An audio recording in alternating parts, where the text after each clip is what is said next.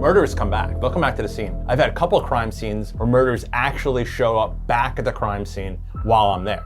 The game plan was to go there to kill one person. And then you go into that bedroom and that person's next to somebody else. So now you got to kill the second person. Now you hear noise downstairs and now your attention's drawn to them. And so that becomes victim 3 and 4. This case is the ultimate horror story. This is not like what they call a misdemeanor homicide, where it's like an active criminal that gets killed. These are just normal people living their lives. This is Murder Maps. Today we'll be plotting out every detail of the University of Idaho murders on a map. I'm Matthew Steiner. I'm a senior crime scene analyst retired from the New York City Police Department. Let's start with the night of the murder.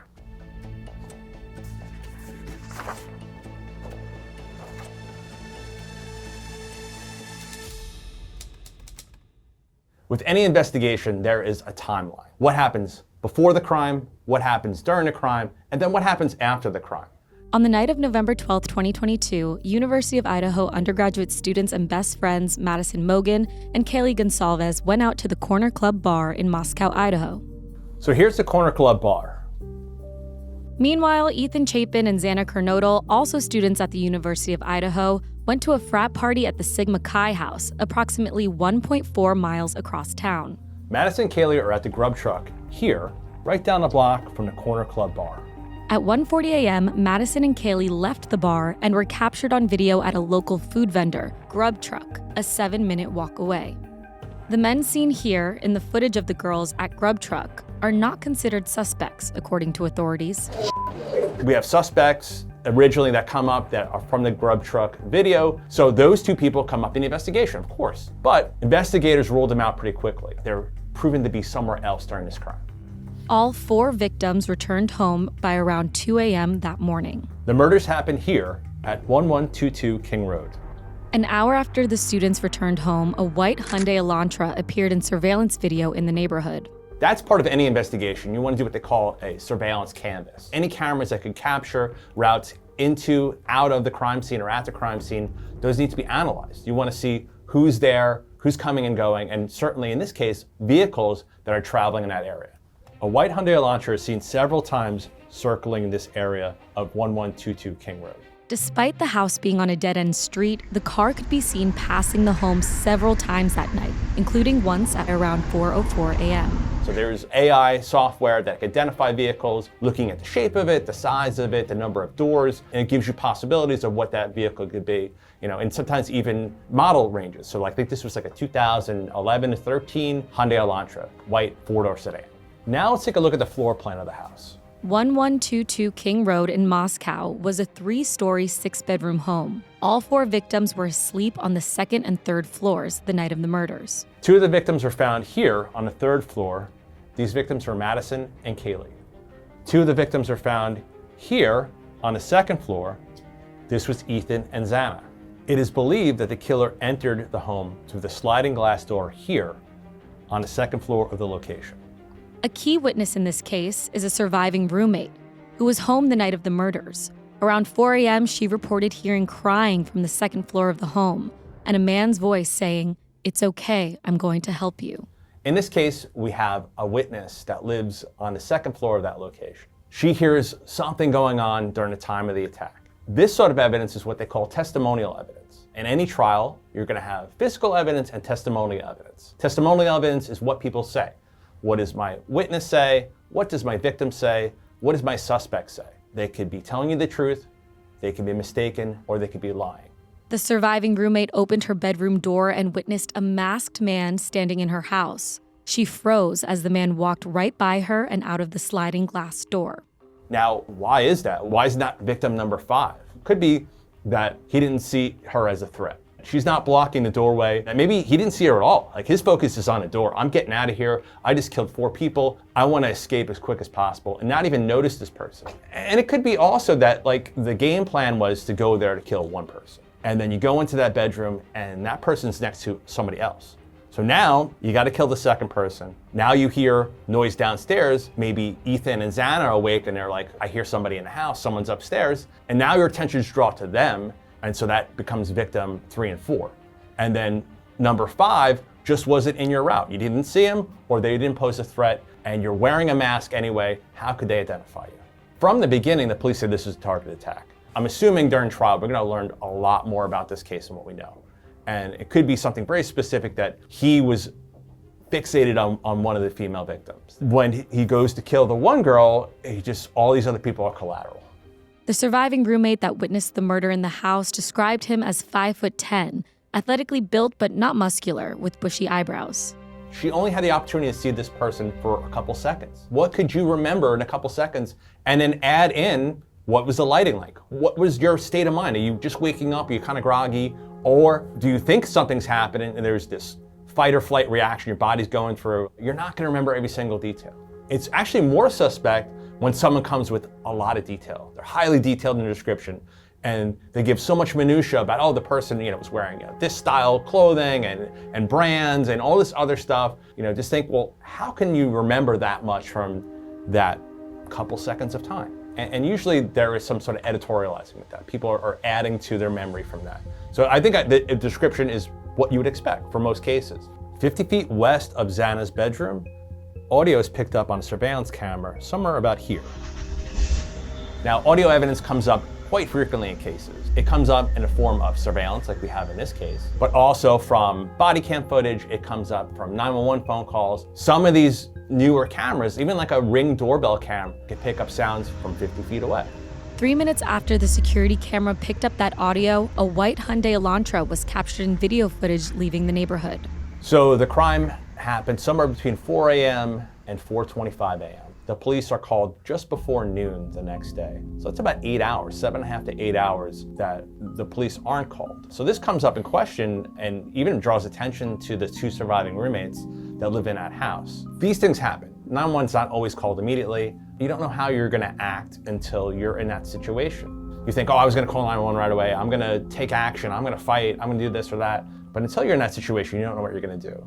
At 11:58 a.m. that morning, a 911 call was made from a surviving roommate's phone. Responding officers found 4 victims in the house, all with multiple stab wounds from a large knife. Let's take a closer look at the accused murderer, Bryan Kohberger. Bryan Kohberger was born November 21st, 1994. He was 28 at the time of the murders. Bryan grew up here in Effort, Pennsylvania. He graduated from Pleasant Valley High School, 2.3 miles away from his home here. So it is alleged that Bryan Kohberger had dealt with some bullying when he was growing up, some weight issues, as well as being kind of an outsider, being depressed. He suffered from this condition called VSS, or visual snow syndrome, which is like a rare neurological disease. And you basically walk around with old school TV static in your vision all times. They know it is associated with migraine headaches, depression, anxiety, and this dissociation. Just because you were picked on, you were depressed, you have VSS, doesn't mean that you're gonna go out and commit a crime. This trope of the killer getting revenge on somebody is not always the case. Correlation is not causation. What would be interesting is that we have this documented neurological disorder, his history dealing with depression and drugs. I could see the defense using this if he's convicted, because in the state of Idaho, he could possibly be executed. So if he's convicted, maybe keeping him off death row by saying, listen, this poor kid, he has this condition, he's in this dissociative fugue state. When he kills these people, he didn't know what he was doing. Not that he shouldn't go to jail, but at least let's keep him alive. Which brings us to his time in Washington State. At the time of the murders, Kohberger was a PhD criminology student at Washington State University's Pullman campus. He was also a teaching assistant. Certainly, if you are a criminal justice student, you know how investigations run, not only what killers do, but how the law enforcement end of it works and how trials work. So he has intimate knowledge of the criminal justice system. It has been speculated that having this knowledge is what helped him plot out his crime and how to cover up his tracks afterwards. Again, correlation is not causation. There are plenty of criminal justice students that aren't criminals. He lived at Steptoe Village Apartments. That is 10.9 miles away from the scene of the crime. His neighbors at the Steptoe Village Apartments told reporters that Kohberger's demeanor changed and that he even asked them about the murders in the days following the crime. So there is reports that Bryan Kohberger was talking about this case with one of his neighbors back in Washington. Not a good tactic if you are someone that committed a crime. You don't want to bring attention to that crime, talk about that crime, tell anyone that you know anything about that crime. That's the first rule about committing a crime. Don't tell anybody. Shut your mouth. It could be him flexing his criminal justice muscles, trying to impress them, say, hey, I think it's this motive. I know, I'm an expert. But it also could be that he gets some sort of perverse satisfaction about talking about this and to a stranger. And then in his mind, it's like, this person doesn't know that I did this. But a smart criminal would not talk about it. Because now in your mind, you're connected to this crime with your neighbor. And as more information comes out, now they're looking for a white Elantra. Now your neighbor's like, oh, I was just talking about that case with Bryan. What does he drive? Oh, white Elantra. And now you become part of the investigation. Now let's talk about the murder weapon. The murder weapon has never been recovered, so we don't know where it is. So in this case, we don't have a murder weapon recovered. In a murder case, you want to have that murder weapon, you want to have that connection. This is a key piece that was used. Maybe the victim's blood is on the blade, maybe your suspect's DNA is on the handle, but just because we don't have it doesn't mean we can't prosecute somebody. We have cases where we prosecute someone without even having a body. And just think, like, as the person who commits a crime, what is the first thing you're looking to get rid of? It's going to be that key piece of evidence. I'm sure they spent hundreds and hundreds or thousands of hours looking for this murder weapon and they still haven't found it. Or they do have it and they haven't released all the information yet on the case. Let's look at Kohberger's movements after the murders. According to cell phone data and surveillance footage, the morning after the murders took place, Kohberger traveled 30 miles south from his apartment to Clarkston, Washington. He stopped at Kate's Cup of Joe at 12:36 p.m. on November 13th. That is 35 miles from his apartment. To get there, Kohberger would have to cross the Snake River that divides Idaho and Washington state. Now, I don't know if this is likely, but it would be a good place to ditch evidence. You throw something that has DNA on it into water, it's not going to survive for a very long period of time. Some period of time, but not for days, weeks, or months. There's no linkage there. It doesn't have the blood of the victim on it, so we don't know if it's a murder weapon. 10 minutes later, he's seen at this Albertsons grocery store nearby. Now, it could be something just ordinary. He's there to buy groceries. He's there to buy toilet paper, paper towels, or it could be to purchase stuff to help him clean up after himself in a crime scene. Bleach, garbage bags, things like that to get rid of evidence he may still have. So after the crime, Bryan goes back to his life. He was known as kind of a hard ass, hard person to get along with, very argumentative. And then after, he's kind of disheveled now. Could be that this crime affected him. The next major plot point in this case is Kohberger driving cross country with his father. Now we're at the Christmas break. Bryan's gonna go home. His dad flies out from Pennsylvania to Washington to take this long cross country journey. Kohberger and his dad drove in his white Hyundai Elantra from Washington State University, all the way to his parents' home in the Chestnut Hill Township of Pennsylvania. That's approximately 2,531 miles of driving. On their cross-country drive, Bryan and his dad are pulled over twice within 9 minutes of each other, just outside of Indianapolis. He's pulled over for tailgating right here in Indiana. He's let off with a warning, and 9 minutes later, he's pulled over again here in Indiana with the same exact infraction.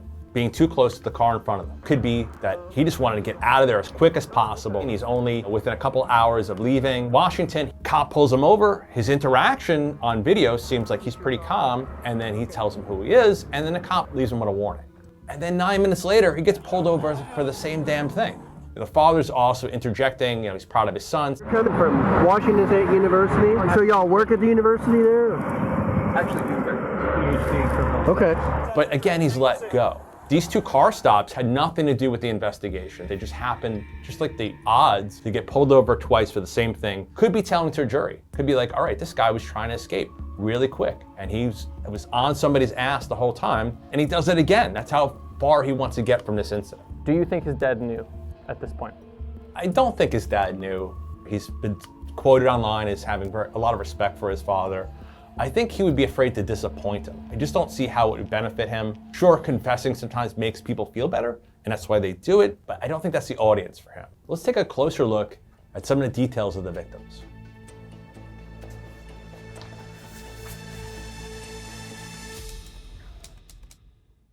Madison Mogen, Kaylee Gonsalves, Xana Kernodle, and Ethan Chapin were all students at the University of Idaho. 2 of the victims worked here at the Mad Greek restaurant.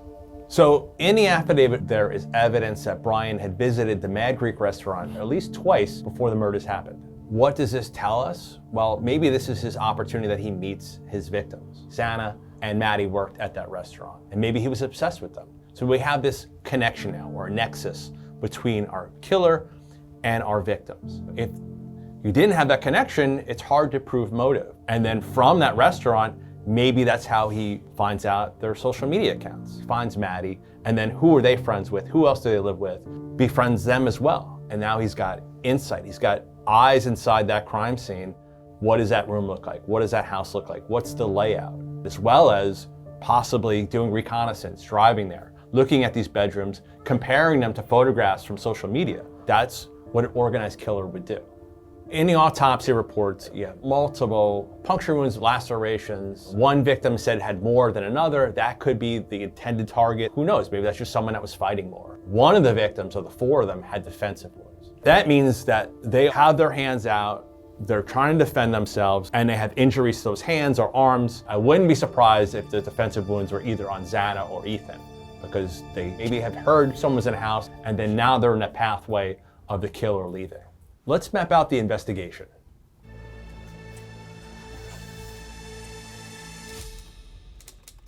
So the victims lived here. Kohberger's phone was tracked heading to Moscow before the attacks, but was turned off between 2:47 a.m. and 4:48 a.m.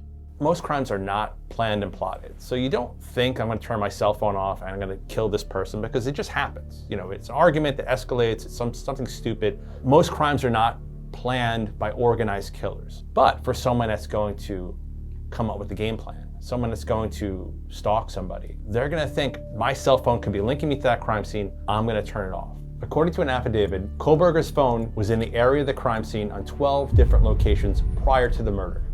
Most of these instances in the middle of the night. That is certainly something that is going to weigh heavy on the minds of the jury. Does that mean he killed them? No, it just means that he was there before. The prosecution is going to put their slant on it, saying this is him doing his stalking. This is him coming up with his game plan, observing the crime scene before he gets there, knowing which door he's going to enter, which door he's going to exit, where does my victim live.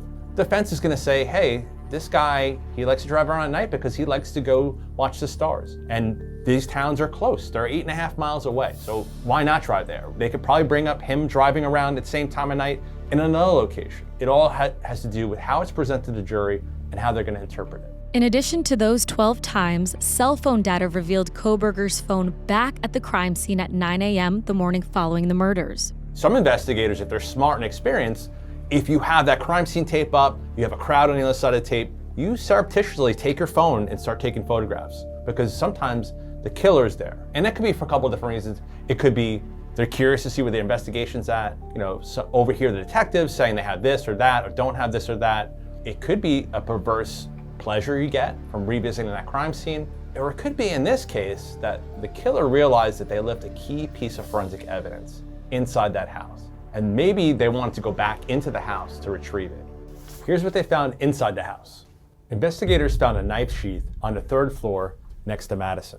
So how do you leave that behind if your intended target lives in that one bedroom? You take your knife out, you put down the sheath, you start stabbing that person. Maybe during that act, they roll away from you and they roll on top of that. And now you have another person that starts waking up, that your attention is drawn to them, you start stabbing them, you've now forgotten about that knife sheath. And now you hear someone downstairs, that's someone else that is drawing your attention away from that evidence that you're leaving behind. The Idaho State Lab found a single source of male DNA on the button snap of the knife sheath.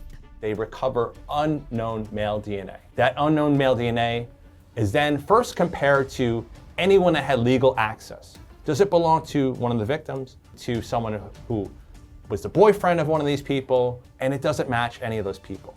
They take that generated male DNA profile and they put it into one of these commercial DNA websites. And what these websites do is they may say that you're 23% Italian, whatever they're going to tell you, but also what they tell you is who you're related to. From that, investigators will get some more information. A genealogist will look at this data and they start building out these genetic DNA trees from there. Who's related to who? We get a hit to someone it can be related to. One of these people is Brian Kohberger's father. They get a warrant, they start surveilling the house where Brian Kohberger's family lives in Pennsylvania, and they start going through that trash. And now we have this definitive match that it's someone related, and now they have probable cause to arrest Brian Kohberger. They do a cheek sample from inside of his mouth, and now we have a match to the DNA that's from that knife sheath. It's time to look at the arrest and the trial.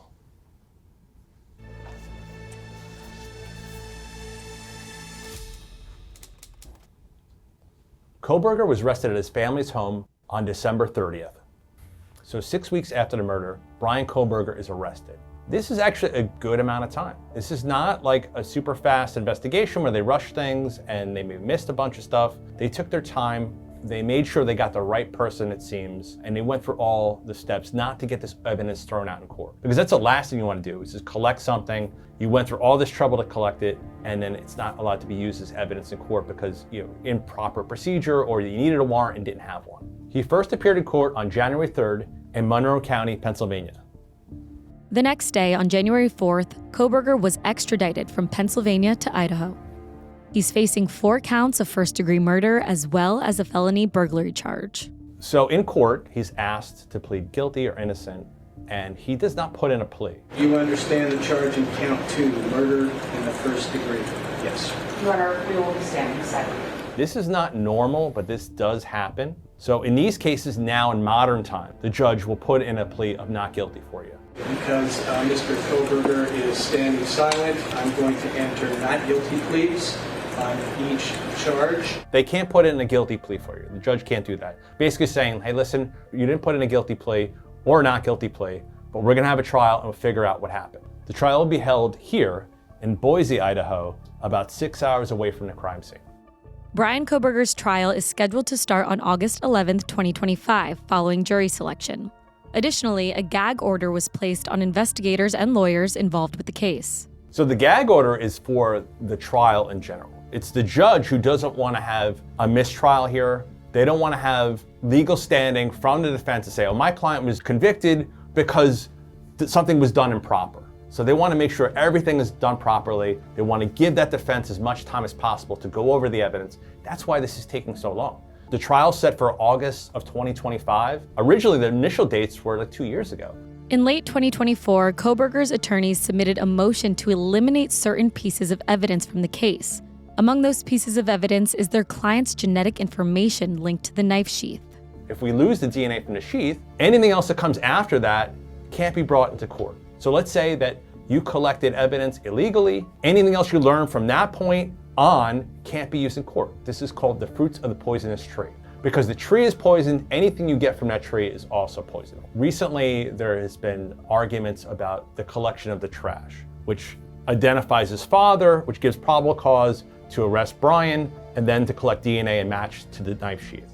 Now, if I can get out that garbage, if that can't show up to trial, I can't make the connection to the father. I don't have probable cause to get DNA from Brian to connect it to the knife sheath. So that isn't brought into court. So there's that example of the poisonous tree and the fruit that comes from that tree. Kohberger is currently being held here at the Ada County Jail. So Brian Kohberger is remanded to custody without a bond. That is very common in cases like this, but most cases are not as severe, they're not as violent, you don't have this flight risk, so you get bond. But you have very violent crime, a lot of media attention, you have a flight risk, the person may be a danger to the community. In those cases, you gotta stay in jail to your trial.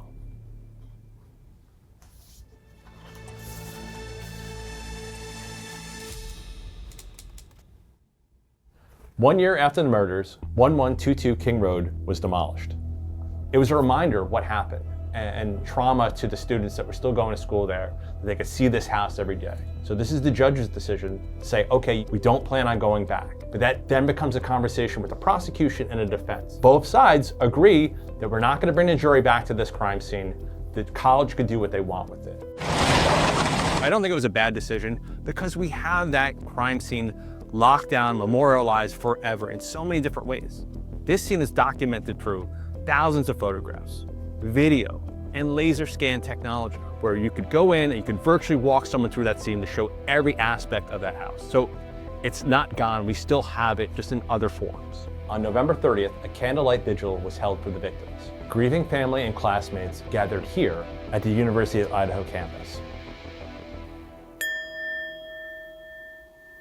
I will go on a record. I'll say that I think he did it. Yes, there's a lot of evidence. If Brian Kohlberger is the killer, this is someone who studied criminology, that they had intimate knowledge of how to try to get away with a crime, and did a terrible job at it, left key evidence behind. Will he get convicted? I don't know.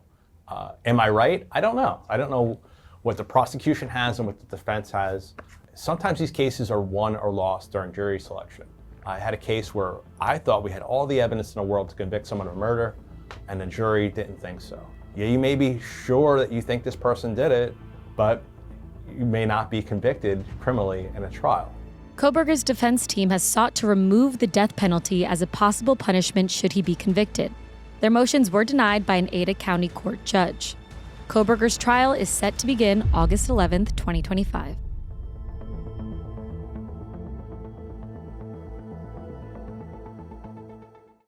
He was heavyset. His eyes were very beady. There was just something unsettling about him when he looked at you. It was like he was looking right through you. I can't 100% say with certainty that I was on the same car as him on the Long Island Railroad, but I'm almost positive that was Rex Heuermann. I wanted to find out, just like every other person on Long Island, who was the Gilgo Beach serial killer. This is Murder Maps.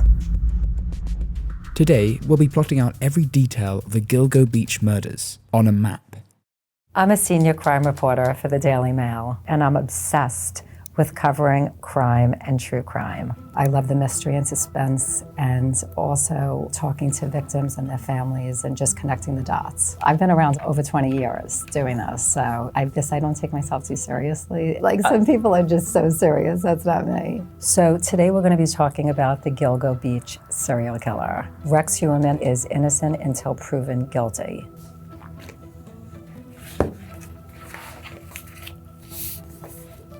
This is not too far from where I live. Let's start with the plot of the murder.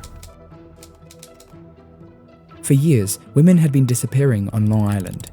2 human legs that apparently had belonged to a woman. We are on Ocean Parkway. The area behind me is a massive crime scene. In 2010, investigators began finding multiple sets of human remains in the brush along Ocean Parkway in Gilgo Beach. So Gilgo Beach is a barrier beach on the south shore of Long Island. It's in the town of Babylon, and it's approximately 27 miles away from Rex Heuermann's house. I was a young mom on Long Island, also reporting about crime, basically. And when we found out that there were these bodies of young women cropping up along Ocean Parkway, it was pretty terrifying.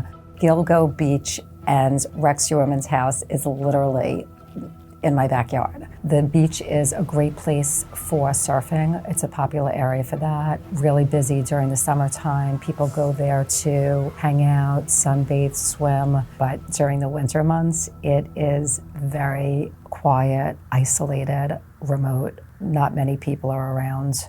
And it's just a strip of parkway with no lights at all. So it's really an ideal place to dump a body. This is Gilgo Beach right here.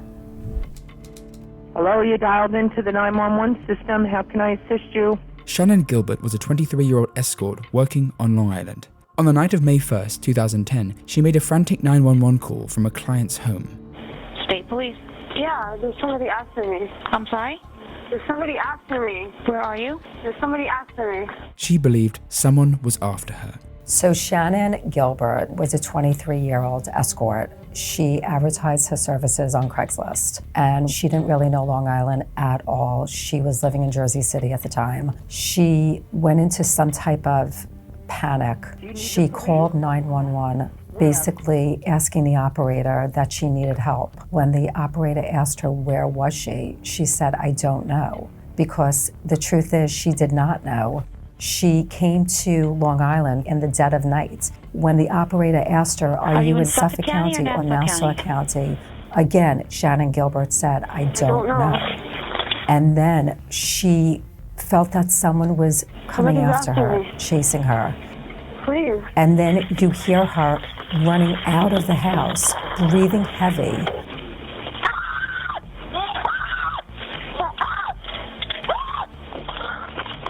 And all you hear is footsteps of her running, breathing heavy. And the operator is on the phone with her, and then you hear a knock on the door. And she goes to a man's house, and he asked her what was wrong. And she said, someone is chasing me. I need help. He wanted to help this young woman, but she kept running, and eventually she ran into the marsh. Police conducted an exhaustive search in the area for months, but couldn't locate Shannon. Finally, in December 2010, in an area near Gilgo Beach called Oak Beach, a police officer and his canine found human remains. A stunning development. A Suffolk police officer with his canine Blue found a woman's body along Ocean Parkway near Gilgo Beach. But it wasn't Shannon. This is Oak Beach. It's right over here. And here's a close-up of the Oak Beach right on this map. She left the Oak Beach Association. Oak Beach has about 300 population. It's a very small community. So she was in this gated community. I was there 2 summers ago to just check out Ocean Parkway, Gilgo Beach, the whole area. And it was really strange that she was in this gated community and she ran out of there to the marsh. The marsh is right there when you walk out. I think what happened was Shannon ran into this marsh, thinking that maybe she would be able to get out at some point, but that wasn't the case because it's a massive area where the weeds and the reeds are 12 feet high. There's no lights. It's the dead of night. You can easily get disoriented. And during that time, Suffolk County Police said that they were putting in trenches for mosquito control. And there was a lot of swampy areas, and she could have fell into one of the trenches. So we don't know to this day. Police found the bodies of 4 women near Gilgo Beach on Long Island. These women became known as the Gilgo 4, kicking off a hunt to track down a serial killer. So as the search crews were searching for Shannon Gilbert, thanks to Shannon's mom. We're gonna find Shannon if it takes me the rest of my lifetime. Otherwise, the police probably would have never searched the region for her. They stumbled upon 4 dead bodies that were all later identified as young women in their 20s, all sex workers. 3 out of the 4 of the women were wrapped in burlap and their hands were bound. And here they were along Ocean Parkway. These bodies were very close to one another. This grouping was called the Gilgo 4. There was a striking similarity between the 4 women discovered by police. Petite, about 5 foot tall, around 100 pounds, all working as online escorts. These were young girls, mostly in their 20s, who were very petite. Some were even under 5 feet tall, and they looked very innocent and a little vulnerable. Ocean Parkway is not like 10th Avenue in Manhattan. There aren't prostitutes who walk the street. And Ray Turney, the Suffolk County DA, was doing an interview, and he said that Suffolk County is so massive, and there's so many areas that are rural and remote, aside from the suburban areas, that it really is an area where bodies can get dumped. Throughout the spring of 2011, investigators continued a wide-ranging search for Shannon Gilbert.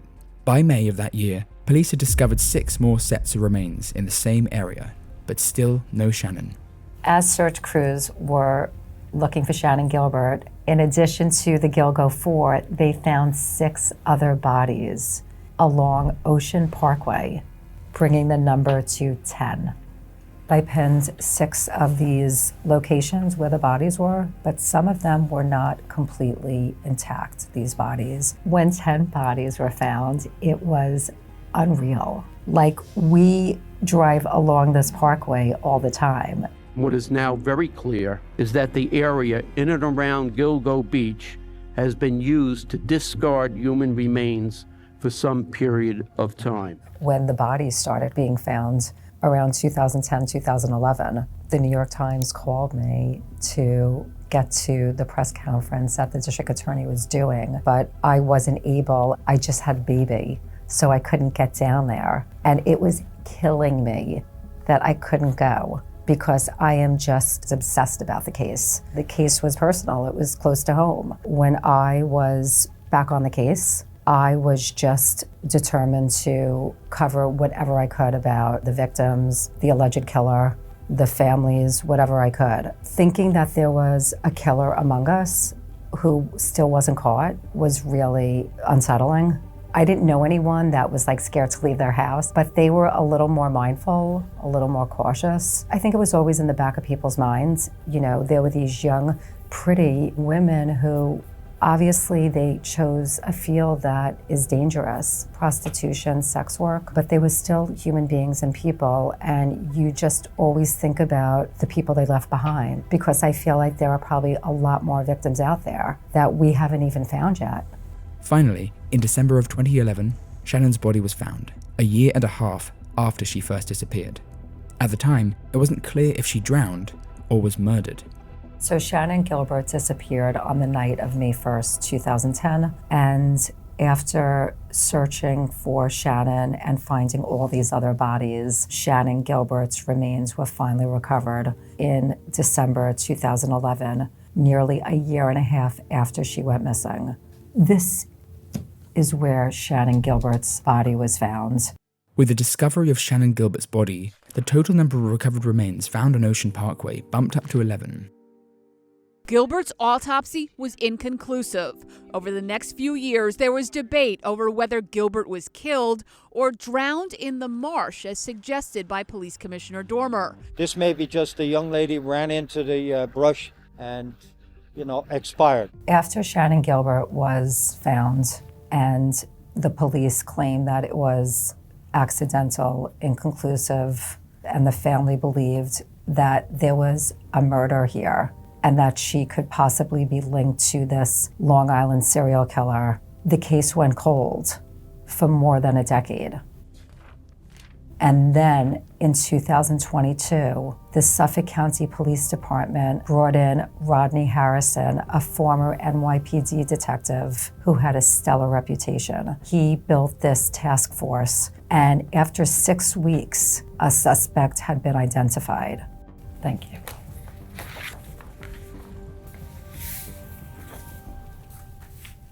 Lots of maps. Okay.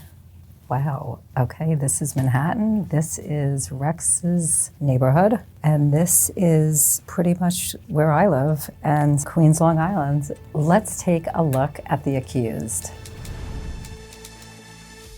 In July 2023, Rex Heuermann left his office in Midtown Manhattan. So Midtown Manhattan is a very busy area. There's a lot of offices. There are a lot of residential spaces as well, but it's a place where a lot of commercial buildings are located and businesses, because it's not too far away from Penn Station. Rex Heuermann's office was located on West 36th Street, which was so close to Penn Station. I imagine that he walked to the office every day. Rex owned RH Consultants, which he started in 1994. It was an architectural design firm, but it's not architect in terms of what we'd normally think about, which is like building a home, building an office. He was more about permits and building codes, and he was really good at what he did. He had a lot of high-level clients, Target, Foot Locker. So up until the day he was arrested, he was working at this company that was doing, I guess, well. Heuermann was an architect and owned his own firm, whose customers included Target, Foot Locker, Catholic Charities, American Airlines, and other tenants at JFK Airport. Born and raised on Long Island. Okay. Been working in Manhattan since 1987. Rex's office. We just pinned Rex's office in Manhattan on West 36th Street, and 2 blocks away is the Empire State Building. And this is Penn Station. Heuermann worked in Manhattan, but lived in the village of Massapequa Park with his wife and 2 children. So Massapequa Park is a great area to raise a family. It's a beautiful area not too far from Manhattan, but close to all the parks and beaches. They have great restaurants, great bars, great shopping. It's family friendly, and I do go to Massapequa quite often because they have some really good restaurants. And knowing that Rex Heuermann lives so close to me was crazy. So Rex lives right on First Avenue. Right there. Massapequa Park is a quiet community located within the southern portion of the town of Oyster Bay on Long Island. So Rex Block on First Avenue is beautiful homes, manicured lawns, people who really take care of their homes. But then when you come across Rex's home, it's kind of shocking. Most people's first reaction is what? Because, right, he's supposed to be an architect, but meanwhile his house sticks out like a sore thumb. It looks like it belongs in a wooded area with a beat up car in the driveway. And it really does look like a home that a serial killer, I hate to say it, would live in. So Rex Heuermann most likely walked to the train station every day to get to his office in Midtown Manhattan. So he would leave his home on First Avenue and walk to the Long Island Railroad station. From his neighborhood in Massapequa Park, he would go right to Penn Station, which is about a 56-minute to hour train ride. I happen to be on the same train line as Rex Heuermann, which is a Babylon line. So scary. The fact that Rex and I were on the same train line, definitely not the type of person I'd want to sit next to and have coffee with and chat. One night when I was coming home after working late, I could have sworn I saw Rex. He looked massive, and he had that brown chestnut hair, wavy. He looked like he was a little sweaty and kind of like busting out of his button-down shirt. And I just got a weird vibe. Obviously, I wasn't sitting next to him, but I just got a really weird vibe when I saw that guy. Heuermann has a very imposing appearance.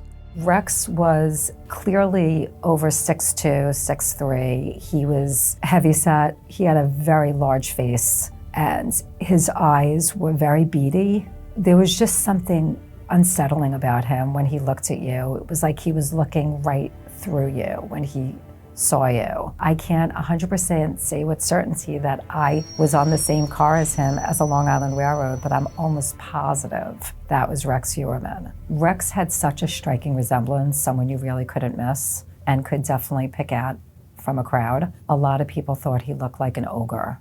Heuermann is married with 2 children. His wife, Asa Ellerup, was born in Iceland and would often take the children to see her family there in the summers. Police believe that during these trips, Heuermann committed the crimes. So Rex was married once before, and then he married Asa Ellerup. They ended up having a daughter together named Victoria, who's in her mid-20s now. Asa had also been married previously, and she had a son named Christopher, who is, I believe, in his early 30s. So the family lived in Massapequa Park for more than 20 years, and Rex and Asa, according to people who knew him, would rarely see them together. We are seeing my neck of the woods. This is Long Island South Shore, and we're looking at Nassau and Suffolk counties. Now let's take a closer look at the victims. Next on Murder Maps. The serial killer learned that he needed to hide his victims better. He's calling these poor young girls 16, 17, 18 times in a row. They said the man who picked her up looked like an ogre. The pizza crust was actually the smoking gun. That is what got him arrested. It's a no-brainer. They got that guy.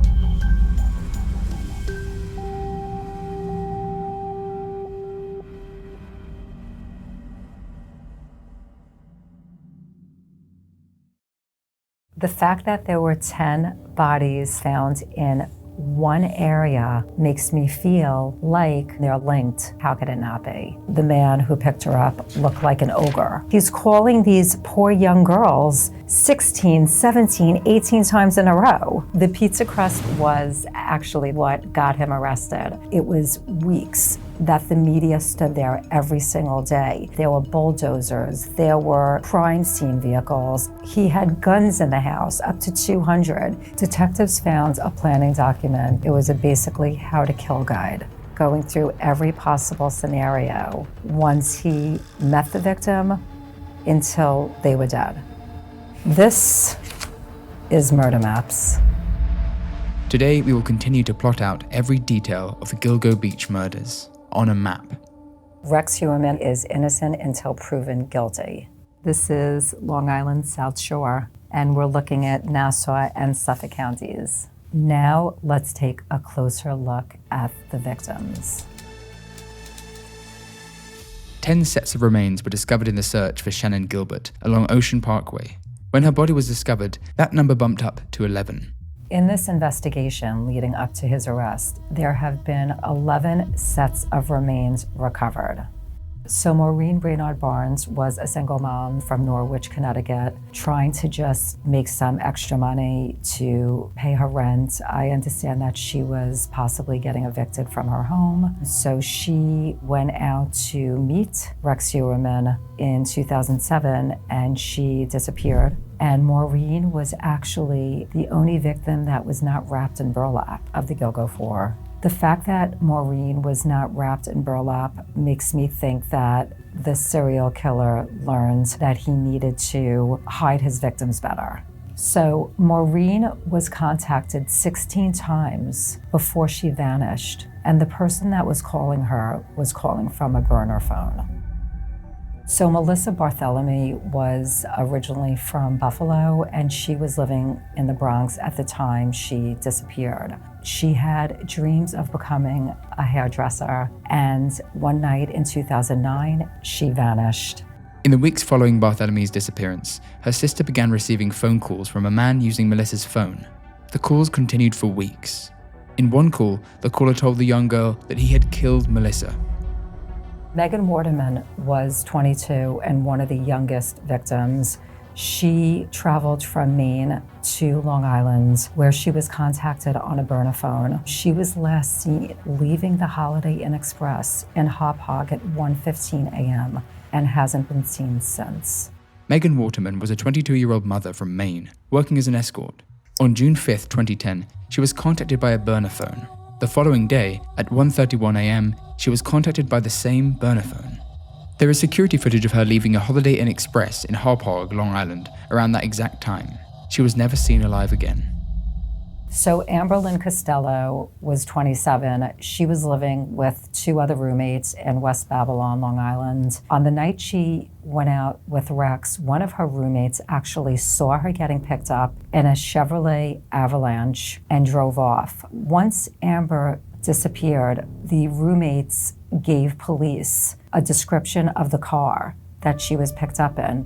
Costello's roommate played a key role in helping identify a suspect in these disappearances. He described one of Costello's clients as having an ogre-like appearance and driving a Chevy Avalanche, which became critical in the investigation to come.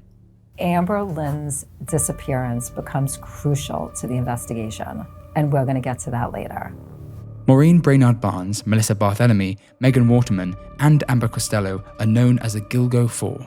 Those women were the Gilgo 4, and this is where their remains were found.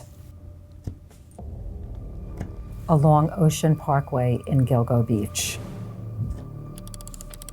By May 2011, police had discovered 6 more sets of remains in the same area, bringing the total up to 10. After the Gilgo 4 were discovered, 6 more bodies were discovered in the area. The Manorville 2, which was Valerie Mack and Jessica Taylor. Then there was a woman named Peaches and her toddler daughter, and then Asian Doe, which was known to be a biological male, but a cross-dresser. And then finally, Karen Vagata, who was 34 and also known as Fire Island Jane Doe, since part of her remains were in Fire Island and part of them were found on Ocean Parkway.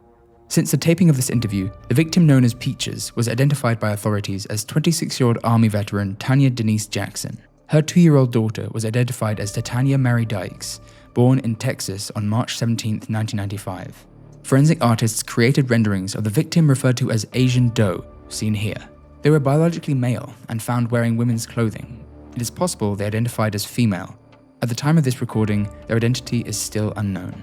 The fact that there were 10 bodies/remains found in one area along Ocean Parkway in Suffolk County makes me feel like they're linked to the same person. How could it not be?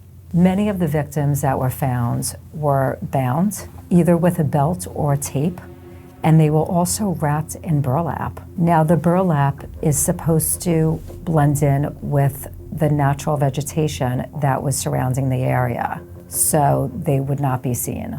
About 6 months later, in December 2011, Shannon's body was found. A year and a half after she went missing, the 11th woman discovered along Ocean Parkway. 18 months after Shannon Gilbert disappeared, her body was located in Oak Beach, right here.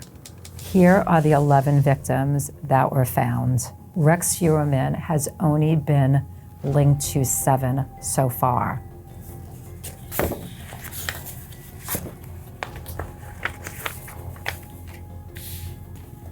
Okay, so we are looking at the area where Rex lived and raised his family, and Midtown, where Rex's office was located. Then we are looking at South Carolina, where Rex apparently had some property and where he hoped to retire to one day. And we're also looking at a larger map of the tri-state area: New York, New Jersey, Long Island, Yonkers. Let's take a look at the investigation.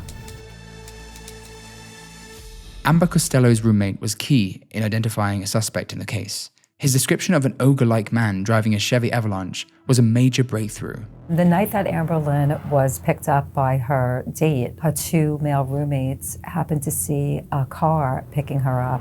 This car was a first-generation Chevrolet Avalanche, which is an unusual make and model. And police were interviewing the roommate once Amber Costello vanished, and they realized that they had a serious problem. The roommate gave the police all this information about how the man who picked her up looked like an ogre. Just dark hair, light eyes, massive, heavy build. And basically, the police took all this information but never did anything with that for a while. Police took a closer look at Costello's phone recordings from 2010. They discovered that a burner phone had called her incessantly around the time of her disappearance. The same is true for the other women in the Gilgo 4.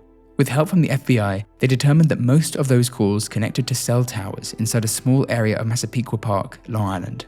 All the victims from the Gilgo 4 were contacted on burner phones, and at one point, these calls that came in were incessant. For instance, Maureen got 16 calls in a row, which is terrifying. Police determined that many of the calls from the burner phone were traced to this area in Massapequa Park, right near Rex Heuermann's home.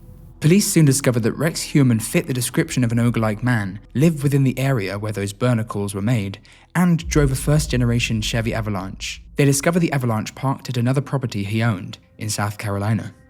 So Rex Heuermann was found to have had property in South Carolina. The area is where he obviously spent some time at and planned to one day retire, and that is where police located his car. This is a map of South Carolina, and Chester is the town near Charlotte where Rex Heuermann's vehicle, the first edition Chevrolet Avalanche, was found by police. Suffolk County Police Department was working along with the Sheriff's Department in South Carolina. Once they realized that Rex Heuermann had burner phones that was linked to a cell tower near his Massapequa Park home, and the Chevrolet Avalanche was used in that area, they linked it to his property in Chester, South Carolina.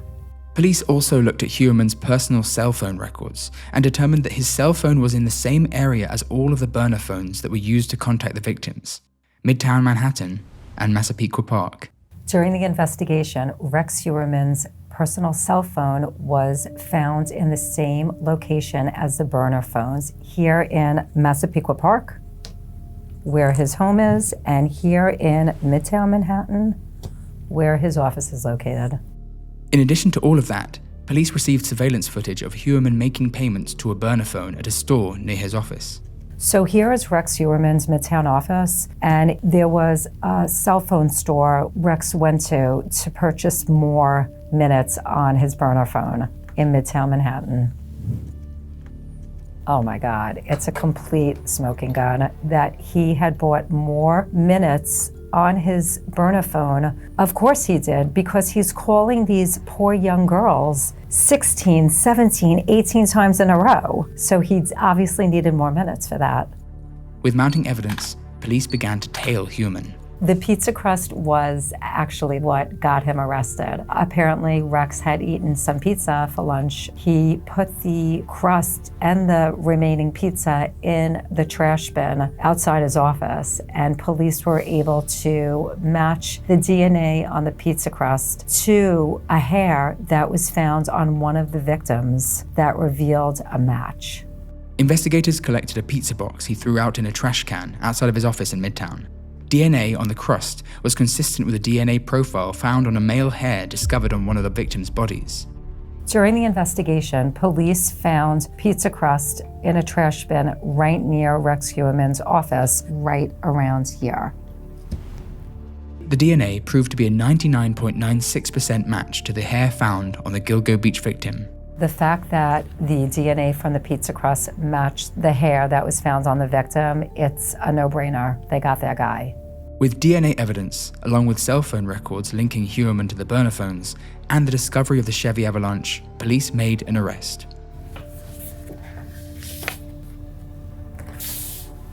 So these maps look like Manhattan and Massapequa Park.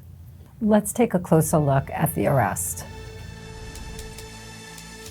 So Rex had been working all day at his Midtown office on West 36th Street, and he was leaving his office, heading to Penn Station, and all of a sudden he was swarmed by police officers, and I believe they were undercover, and that's when he was arrested. And it was breaking news. And we are following breaking news. A major break in a cold case. In July 2023, police descended upon Heuermann as he left his Manhattan office and made the arrest. Here is Rex Heuermann's office, and he was arrested right outside of it. So Rex pleaded not guilty to all these charges. We live in America, you're innocent until proven guilty. However, there was a lot of evidence pointing to him. After Rex was arrested in July 2023, he was charged with 3 murders. The first 3 girls of the Gilgo 4, 6 months later, the 4th victim. In connection with the death of Maureen Brainard Barnes. And then months later, he was charged with 2 more murders in Jessica Taylor and a young woman by the name of Sandra Castillo.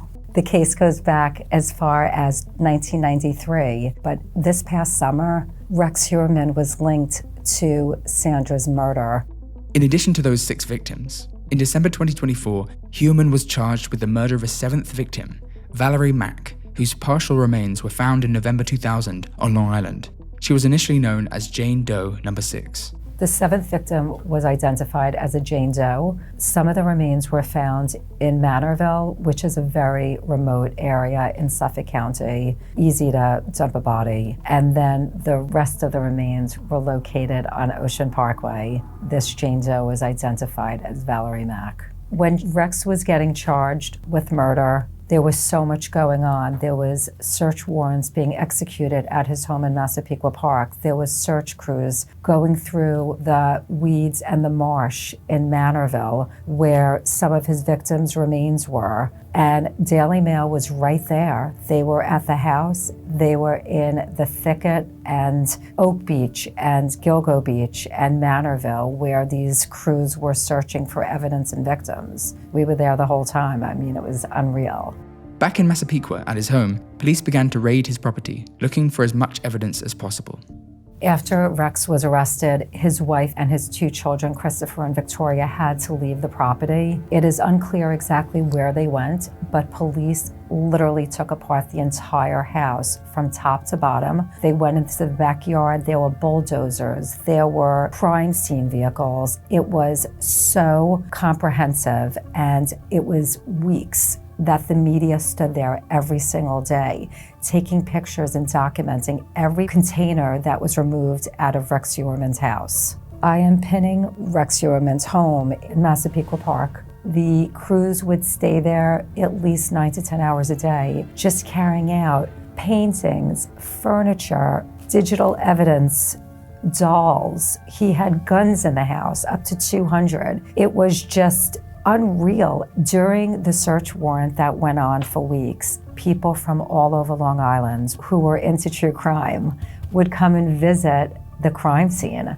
They couldn't get too close to the house, but they would come with their cameras and videos and take pictures and just document what they were seeing in real time. Some podcasters were coming and filming at the scene. It was just unreal what was taking place.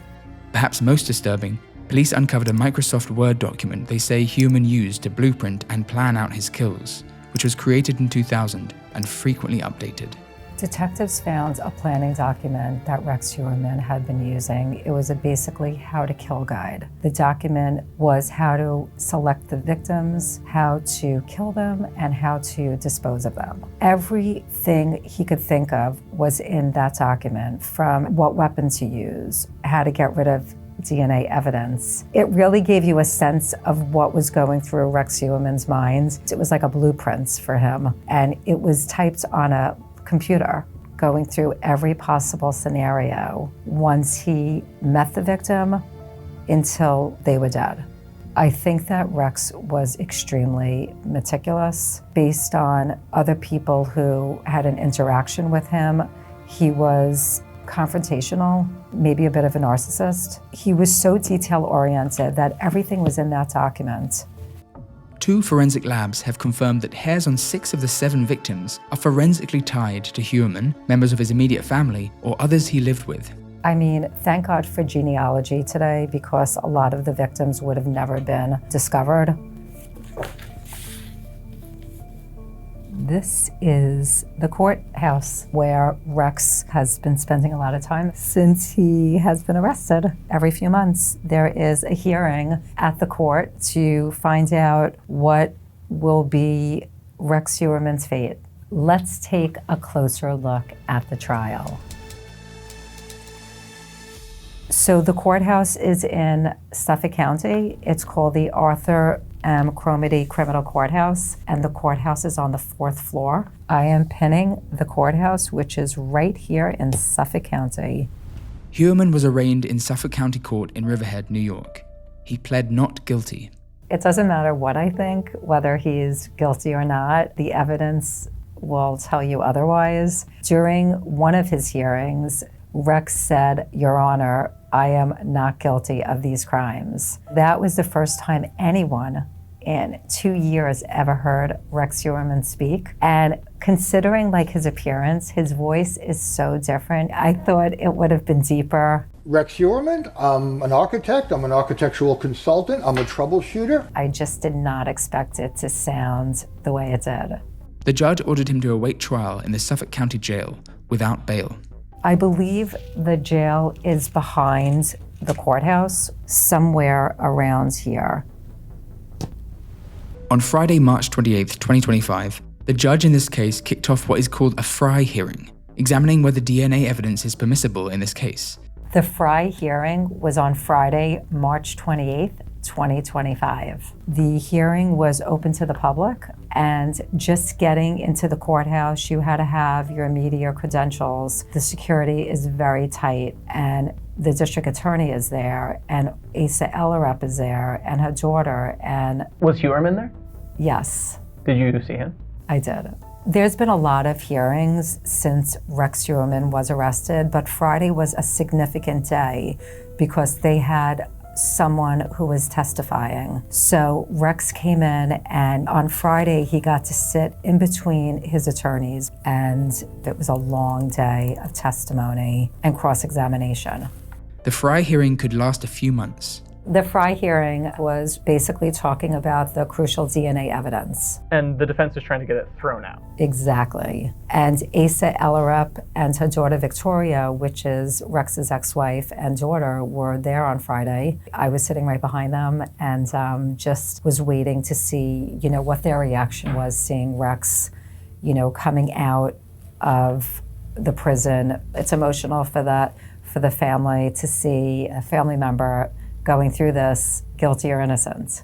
Asa seemed pretty composed, but I felt like their daughter Victoria seemed a little distressed and upset at times. I mean, how could she not? It's her father. It's just not a great situation. So since the Fry hearings just started and there's another one coming up, I would imagine that it's going to be over the next few months. These Fry hearings have to take place before the trial starts, and that is to be determined when that will be. So that is a hard time. We have Las Vegas on this map, and we have South Carolina on this map. Both of these maps are where Rex Heuermann apparently had some property. Let's take a look at the aftermath of this case. Investigations spread to South Carolina and Las Vegas, where Heuermann owns property, with detectives there taking a new look at cases of reportedly missing women. Heuermann has not been charged in any additional investigations. Those two properties were here and here.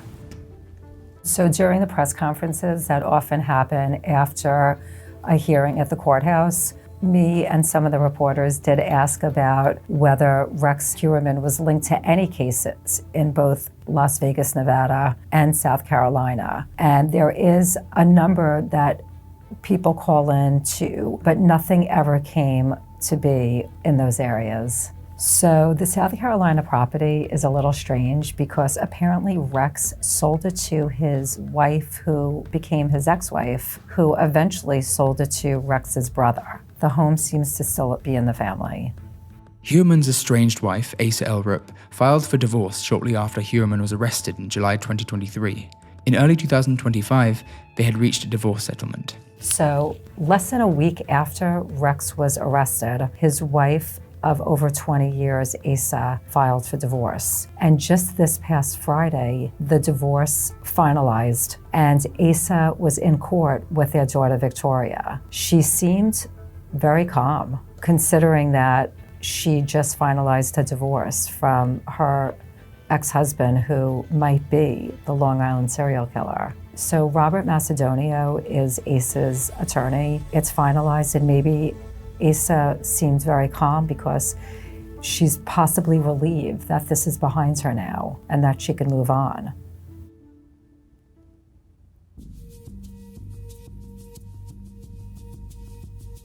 I think, like all America, particularly Long Islanders, want to know how this case will end. When this case is going to go through trial, is there an end in sight? Will Rex eventually plead guilty? Will there be more victims found? Will Asa sell her home and move elsewhere? There's just so many things that we still need answers for, and I will be there reporting on it every step of the way.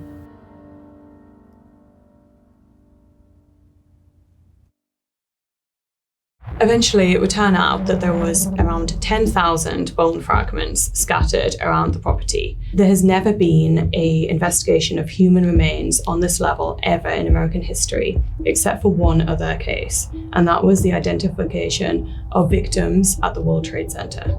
Investigators also found shotgun shells, a set of handcuffs, and evidence of charred bones. This may not be as well known as the likes of Ted Bundy and Jeffrey Dahmer, but the scale of this awful killing spree and the scope of the investigation to now identify as many victims as possible is as large as those cases. This is Murder Maps.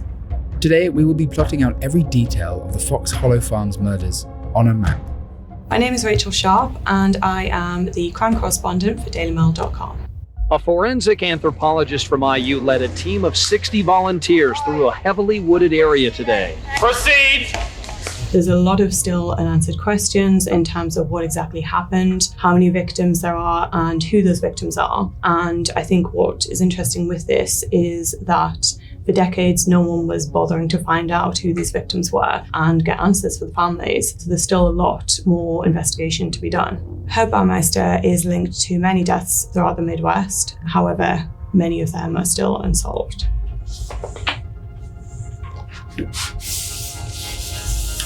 Let's start with the plot of the murders.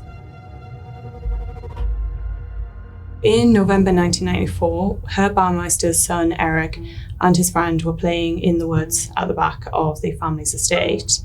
There they stumbled across a human skull. So here is Fox Hollow Farm Estate. When you look up the farm on Street View, you actually can't get directly to it. This is East 156th Street, which runs just north of the farm, and here is what the front of the house looks like now. They took the skull to Herb Baumeister's wife, Julie, and showed it to her. She went back with the boys to where they'd found it, and they actually found an entire human skeleton. So this is a map of the Fox Hollow Farm estate and the backyard. It was 18 acres estate, and the two boys found the skull somewhere in this wooded area. And here's what we found online when you look up satellite images of the backyard. Julie asked her husband about the findings. He said that the skeleton was actually an old medical skeleton belonging to his father. His father had been a successful anesthesiologist. Julie actually threw the remains in the trash, and that was the end of it for about 2 more years. Herb was also an eccentric, so it perhaps wasn't out of the ordinary for him to have kept something like that. Fox Hollow Farm is in Westfield, which is in Hamilton County in Indiana. Westfield was a very exclusive, a very affluent area. The area was the kind of place that people were happy to let their children play out. It was a very safe area. And so here is Westfield on the map. It's approximately 16 miles north of Indianapolis. Fox Hollow Farm was an old horse farm. It was set on 18 acres of land. Much of it is a lot of woods, the perfect place to hide a lot of bodies. They moved to the property in around 1991, and that was where they brought up their 3 children. In January 1996, Julie filed for divorce from Herb. Around that time, the mask seemed to have started slipping. Up until then, she said that she felt they were living as a perfect family. They had successful businesses. They had 3 children. They lived on this huge, beautiful estate. However, behind the scenes, Herb could be quite controlling. The businesses were actually failing, and she revealed later that during their 24 years of marriage, they'd actually only been intimate 6 times. She filed for divorce in 1996. In the winter of 95, police began to approach both Herb and Julie to ask them to gain access to Fox Hollow Farm to search the estate. At the time, Julie said no. However, obviously 2 years earlier, she had come across that entire human skeleton in the grounds of the estate. In June 1996, she finally contacted the police and told them about that discovery that her son had made 2 years earlier, and she gave them permission to search the property. In this case, forensic anthropologists have found 3 left wrist bones, again of help in determining age and size. Almost as soon as police began to search the property, they found human remains scattered across the land. There was skulls, there was leg bones, there was tiny fragments, there was also shotgun shells, there was handcuffs, things that seemed to be tools suggesting what had taken place there. The woods have yielded more bones and more bodies. This latest discovery only deepens the mystery about the identity of the victims and the reasons why they never made it out of this gently rolling estate in Hamilton County. A lot of the remains were burned and ground down and charred before they had been scattered around the grounds. The number of victims is currently unclear. However, authorities estimate that there could be at least 25 victims there. I mean, that number of potential victims is just absolutely staggering. And the fact that all these years on, we still don't know who many of those people are is just also unfathomable. Investigators believe that the crimes were committed whilst Julie and their 3 children were out of town. She would often take the children away for the summer, and it was around that time that many young men began going missing. So while his wife and children were out of town, Herb Baumeister would visit the gay bars in downtown Indianapolis, where he would prey on young men. Herb Baumeister would pick up usually young gay and bisexual men from these bars in downtown Indianapolis and take them back to Fox Hollow Farm Estate. There, it is believed that he would strangle them before burning their bodies and scattering their remains around the land. So here is Massachusetts Avenue, and this was a hotspot for bars at the time. Here is what Mass Ave in Indianapolis looks like now when you click through on Street View. It's still a cultural center in the city. And here are some older archival photos of the street. A lot of young men were going missing after going to the LGBT bars in Massachusetts Avenue. A lot of people would report seeing them leaving with a mystery man or sometimes getting into a mystery vehicle and never being seen again. So the members of the LGBT community started to notice a trend. They started noticing that their friends were disappearing, but police weren't necessarily taking it as seriously as they should. The community said they very much felt like they were on their own in this. They were putting up posters in the local bars.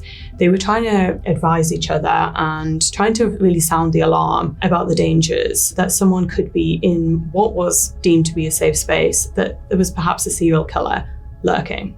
So at the time, it was the 90s, it was the height of the AIDS crisis, and this was also a very conservative area. So members of the community felt that police weren't really taking it seriously, but there was also another issue going on here as well. Because of the time, some of the men who would often come to these bars were perhaps estranged from their families, or their families didn't know they were in the downtown Indianapolis area. They didn't know about their sexuality, and so no one necessarily reported all of these young men missing. So this is Massachusetts Avenue, and that was around 26 miles from Herb Baumeister's Fox Hollow Farm estate. This investigation into all the remains that were found at Fox Hollow Farm then led to Herb Baumeister also being connected to a string of other murders which spanned Ohio and Indiana. We'll touch more on that later. Now we're going to look at the accused.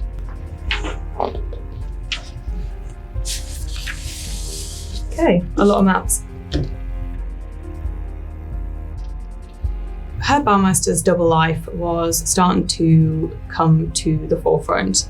He had for years presented as a family man, a married father of 3, a successful businessman. However, he was going through a divorce, his businesses were failing, and soon he was about to be exposed as one of the worst serial killers in America. Herb Baumeister was born in Indianapolis in 1947.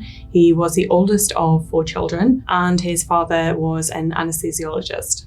As you remember, his dad being a doctor was used as an excuse for that first discovery of human remains. His family lived in the Butler-Tarkington neighborhood, which is just right outside Indianapolis. Because of his dad's success as a doctor, the family moved to Washington Township. Herb Baumeister seemed to have a fairly normal childhood. He came from a good family. As we say, his father became more successful as a doctor. However, he started to show bizarre behaviors quite early on. Baumeister went to North Central High School. So here is Herb Baumeister's high school on Street View. It's still there today, right off of East 86th Street in Washington Township. And it was here that he started to show more antisocial behavior. At one point, his parents were called into the school because he had left a dead crow on a teacher's desk and then urinated on it. He was also said to have a lot of emotional outbursts in class. It seems like the warning signs were perhaps starting to take shape. So it does seem like his family were trying to get him some sort of help. His father sought psychiatric treatment for him during that time. In 1965, Herb Baumeister attended Indiana University. However, he only stayed for 1 semester before dropping out.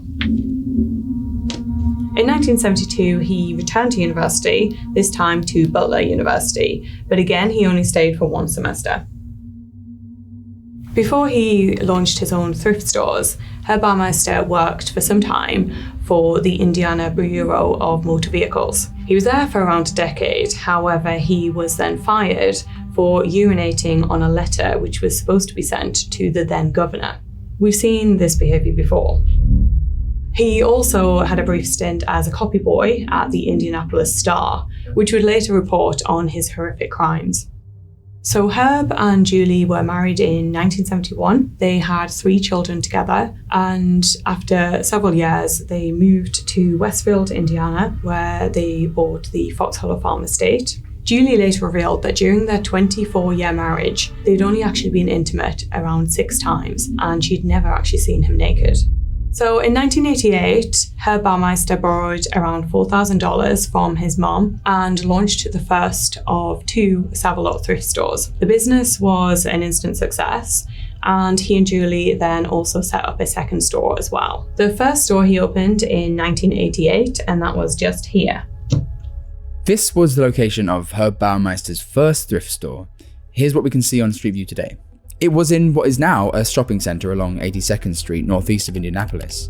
When we clicked through the parking lot a bit, we found that the former thrift store owned by Baumeister is now a Vietnamese food market. The first store was such a success that they actually opened a second store around here, just 19 miles away. The second store that Baumeister and his wife opened used to be right here, but was demolished in the late 90s. Because of the success of the thrift stores, the Baumeisters could afford to move to the 18-acre Fox Hollow Farm estate. Now let's map out the investigation.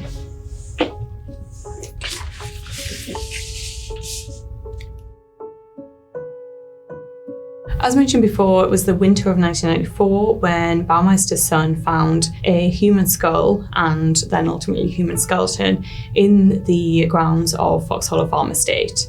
And just as a reminder, so here is Fox Hollow Farm Estate, and it was somewhere in the woods that the skull was found.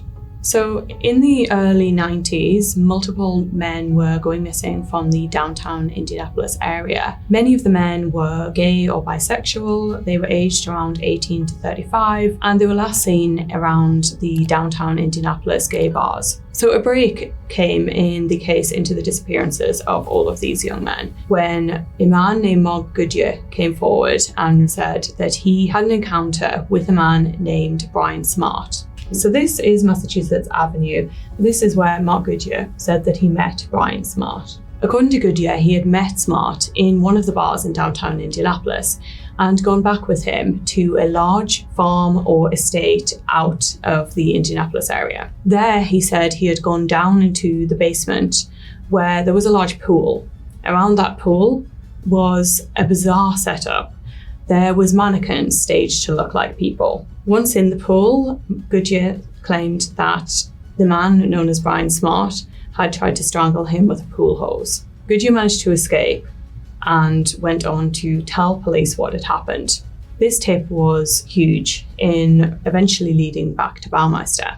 But for the next almost 2 years, they were unable to find this Brian Smart. And then sometime later, Goodyear told police that he had spotted this mystery man again and taken down his license plate. His license plate was then found to be a match to Herb Baumeister.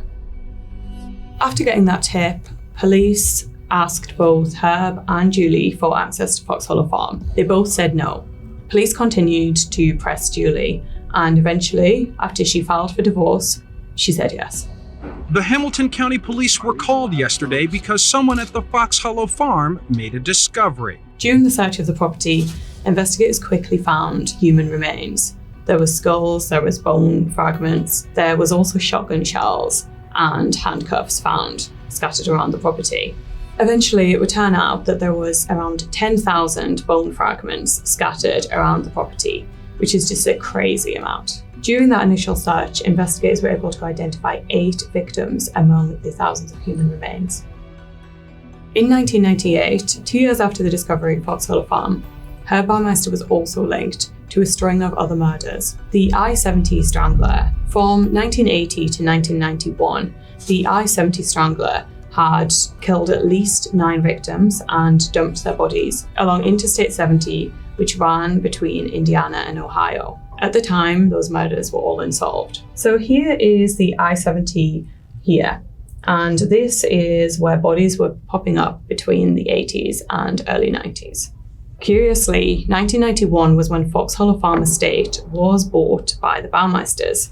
So the theory is that Baumeister in 1991 found a new graveyard for his victims. However, not everyone is buying that theory. Some members of the LGBT community believe that it was perhaps a little bit convenient to be able to link Baumeister to those murders. There was no concrete evidence actually tying him to those killings. And there was also other serial killers preying on the gay community at that time. The only firm evidence tying Baumeister to any of those killings is that one eyewitness was shown his picture following the discovery of Fox Hollow Farm and said that he matched the description of the man he saw leaving with one of the victims. Now let's take a closer look at the victims.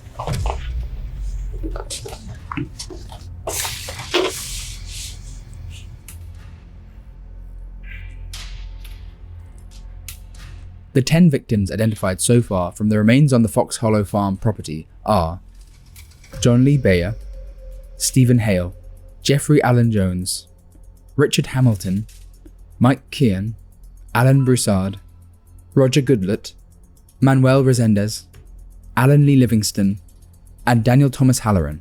So back in the 90s, 8 victims were identified, and then for the following almost 3 decades, the thousands of human remains were then left to sit on a shelf at the University of Indianapolis with no names and no identities. In 2022, a new investigation was launched by Hamilton County Coroner Jeff Jellison. That investigation came out of a request from a family member of a man who had gone missing back in the 90s. He had contacted the coroner and asked him to look into the case. The coroner did so, and the first victim he was able to identify was actually that family's loved one. So Alan Livingston was identified in 2023 as the 9th victim of Fox Hollow Farm. Then, just 2 weeks before we are filming this, another victim has been identified. Daniel Thomas Halloran, who was identified as the 10th victim. Very little is actually known about Daniel Halloran and when he met Herb Baumeister or how he ended up at Fox Hollow Farm. He was born in the 60s and would have been around 30 at the time of the Fox Hollow Farm killings.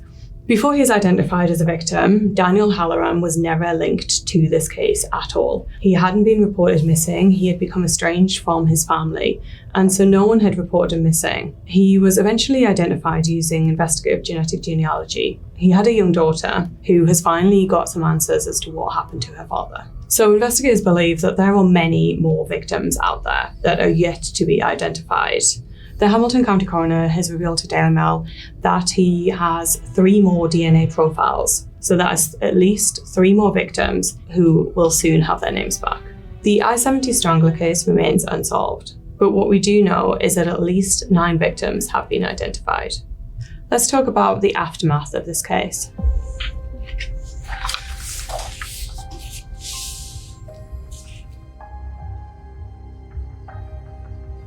So in June 1996, when police had descended on Fox Hollow Farm and a warrant was out for Herb Baumeister's arrest, he fled to Ontario, Canada. Indianapolis to Ontario is around 376 miles.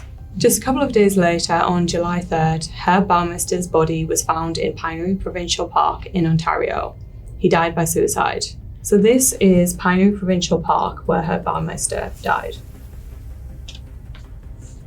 Baumeister left behind a 3-page suicide note. In it, he expressed regret for his failing businesses. He also apologized for messing up the park by killing himself there. But he made no mention of his crimes or any of the victims. He took his secrets to the grave. His suicide and the lack of mention of the victims at Fox Hollow Farm has led to questions to continue about the case all of these years on. Exactly how many victims he had remains a mystery, but there's also other questions as well around whether he definitely acted alone. The sheer number of victims, the number of bodies, the physical toll it would have taken has led to questions as to whether he may have had an accomplice. There has also been questions about the only known survivor, Mark Goodyear. Goodyear has denied any involvement. In a recent interview for a documentary, he denied any involvement. However, he did admit that he lied about the exact circumstances of his relationship with Baumeister. Goodyear has never been charged in connection to the case. Another mystery with this case is a trove of missing videotapes, which seemed to mysteriously disappear around the time that Herb Baumeister also did. His wife Julie said that he had a stash of videotapes inside the home. When investigators searched Fox Hollow Farm, they found a vent had been disturbed just above the pool area of the basement. They've long believed that a camera was placed there and that Baumeister was filming the murders of his victims. So following Baumeister's suicide, in 1998, investigators stopped looking into the victims and what had happened at Fox Hollow Farm. Decades later, in 2022, Hamilton County Coroner Jeff Jellison reopened an investigation into the thousands of human remains. Since then, him and his team have been working to identify the remaining victims. So here is where Fox Hollow Farm is in Westfield. And here is the Hamilton County Coroner's Office, around 8.6 miles away. Since the investigation was launched in 2022, this case is getting more attention. Tips are coming in from family members of missing loved ones, hoping to get answers as to whether their family members could be among the victims at Fox Hollow Farm. There are still an unknown number of victims out there. The Hamilton County Coroner is encouraging families whose loved ones went missing in the 80s and the 90s to come forward and submit their DNA so that they can be tested for comparison with the human remains found at Fox Hollow Farm. Now it's important to identify as many victims as possible to bring some sort of closure or answers to the victims' families.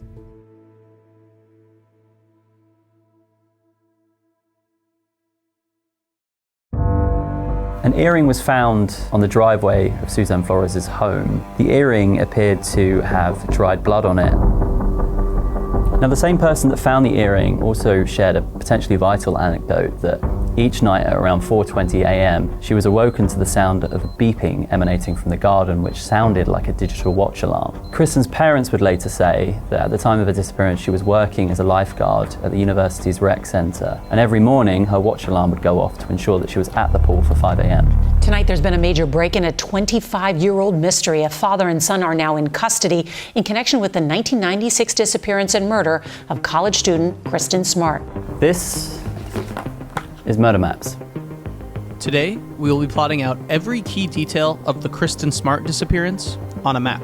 My name is Luke Kenton, and I'm a senior reporter for DailyMail.com. Let's start by taking a look at the victim in this case, Kristin Smart.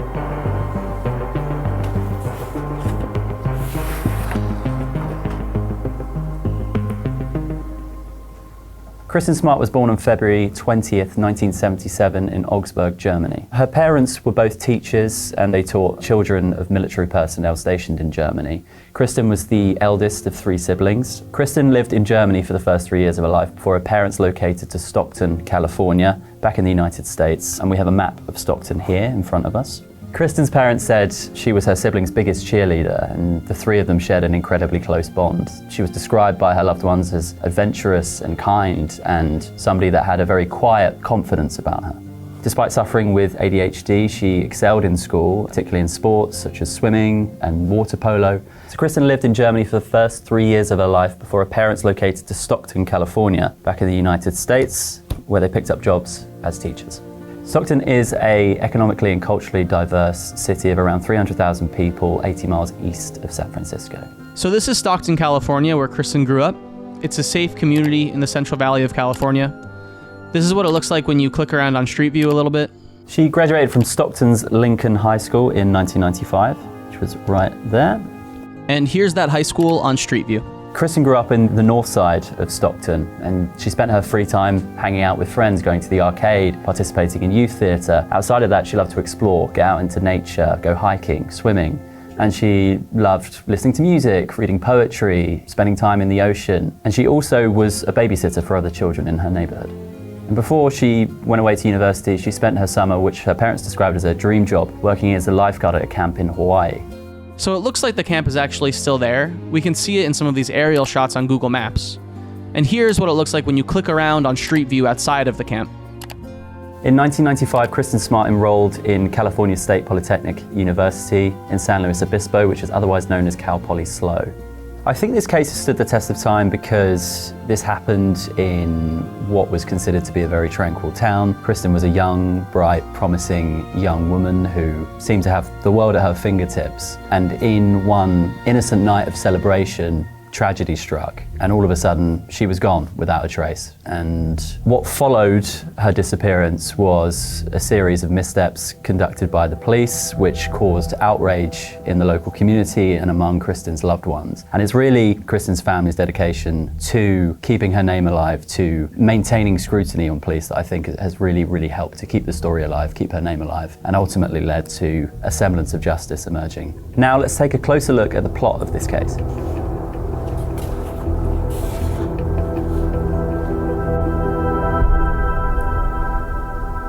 So here is Cal Poly SLO in the middle of San Luis Obispo. I've actually spent a good amount of time in SLO and at Cal Poly. A few good friends of mine went there. Here's the campus, and here's the main street downtown. It's a really nice place to be.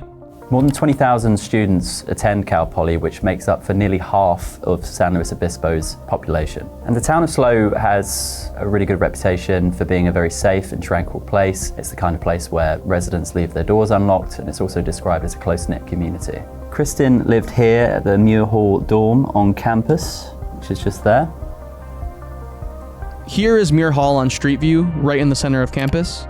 It's basically a quintessential college dorm with bunk beds and shared bathrooms and common spaces. So on the night of her disappearance, Kristin went out with one of her friends from Muir Hall, Margarita Campos, and the two of them wanted to celebrate the end of their freshman year and the end of finals week, so they went out with the aim of hoping that they stumbled across a party somewhere. It was also Memorial Day weekend, so a lot of the students were out of town, which meant parties were going to be hard to come by. They did actually end up stumbling upon a party, and it was a small gathering of a few friends that were sitting around talking, playing video games. Margarita and Kristin stayed for a few hours. Each of them had one beer, and Margarita was kind of bored with the function and decided that she wanted to go back to the dorm, but Kristin was determined to stay out. So the two girls went their separate ways. After Margarita went home, Kristin continued on, and she eventually ended up at 135 Crandall Way, where she discovered another party. So the party at 135 Crandall Way, where Kristin ended up by herself, was right around here. The property was home to an unofficial frat house. Here's that frat house. It's on one of the many quaint residential streets in SLO near the Cal Poly campus. So 135 Crandall Way was roughly a 10-minute walk from where Kristin lived at Muir Hall. So numerous partygoers testified later on that they didn't see Kristin drinking at the party, but she did appear to be intoxicated. So there was a reported spate of campus spiking incidents at Cal Poly at the time, and many believe that Kristin may have fallen victim to one of those that night. At approximately 2 a.m. the following morning, Kristin Smart was found passed out on the front lawn outside of that party as the party was coming to an end. It was one of the hosts of the party, Tim Davis, that was first to discover Kristin. He noticed that she was passed out. He walked over to make sure she was okay, managed to rouse her, but the walk back was obviously around 10 minutes and Kristin was in no fit shape to go by herself. So Tim Davis offered to walk her home. That's when another student, Cheryl Anderson, offered to help. She lived nearby Kristin in a nearby dorm to Muir Hall. So just before they were about to set off to return Kristin home, out of nowhere came another student, Paul Flores, who also offered to help. So again, there's 3 students now helping Kristin Smart get home, which is again approximately around a 10-minute walk from campus. Here's what that walk may have looked like. So Tim Davis, who was the first to discover Kristin, turned back eventually, and then that just left Cheryl Anderson with Kristin and Paul Flores. So the walk home was slow. They had to keep stopping to prop Kristin up. Paul told Cheryl Anderson that she could go on ahead if she wanted to, but ultimately she decided to stay around because she thought Paul was behaving slightly creepily. When Anderson reached the turnoff to her dorm, she made Paul Flores promise that he would take Kristin the rest of the way home. He assured her he would, and before Anderson left, apparently Paul Flores asked her for a kiss, which she refused. He then asked her for a hug, which she also refused. And again, she thought Paul Flores was behaving slightly creepily. Cheryl Anderson then watched as Paul Flores, who was 3 inches shorter than Kristin Smart, walked away with her into the darkness with his arm around her waist. That was the last time anybody ever saw her alive. He told police he walked Kristin as far as his dorm, which is right here, and let her walk the rest of the way. Here's the dorm where Paul Flores lived. It's about a 5-minute walk up the path to Muir Hall, which was Kristin's dorm. During his first interview, Paul Flores told police that he watched Kristin Smart walk up the pathway to Muir Hall before turning back to his dorm, Santa Lucia Hall, which is this one here. Something that's important to note is on the night of her disappearance, Kristin didn't have any money, ID, or credit cards with her. Kristin Smart was never seen again. Now we're going to take a look at the accused, Paul Flores.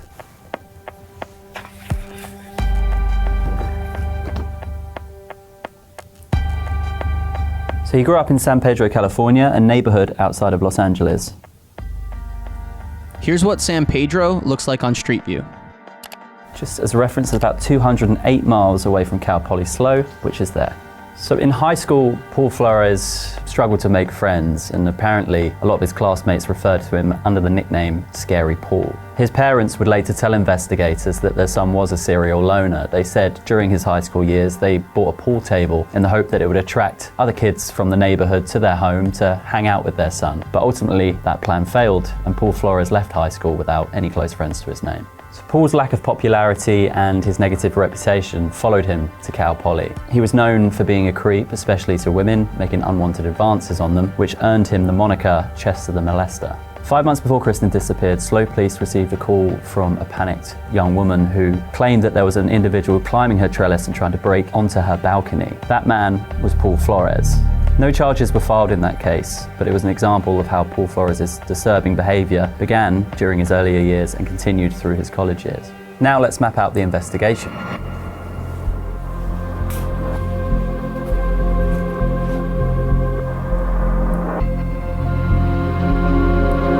Cal Poly police originally believed that Kristin Smart had gone on vacation without telling anyone and delayed starting a missing persons investigation for 72 hours. And often in missing persons cases, the first 48 hours of a search are the most crucial. Anything beyond that, the chance of finding them diminishes incredibly.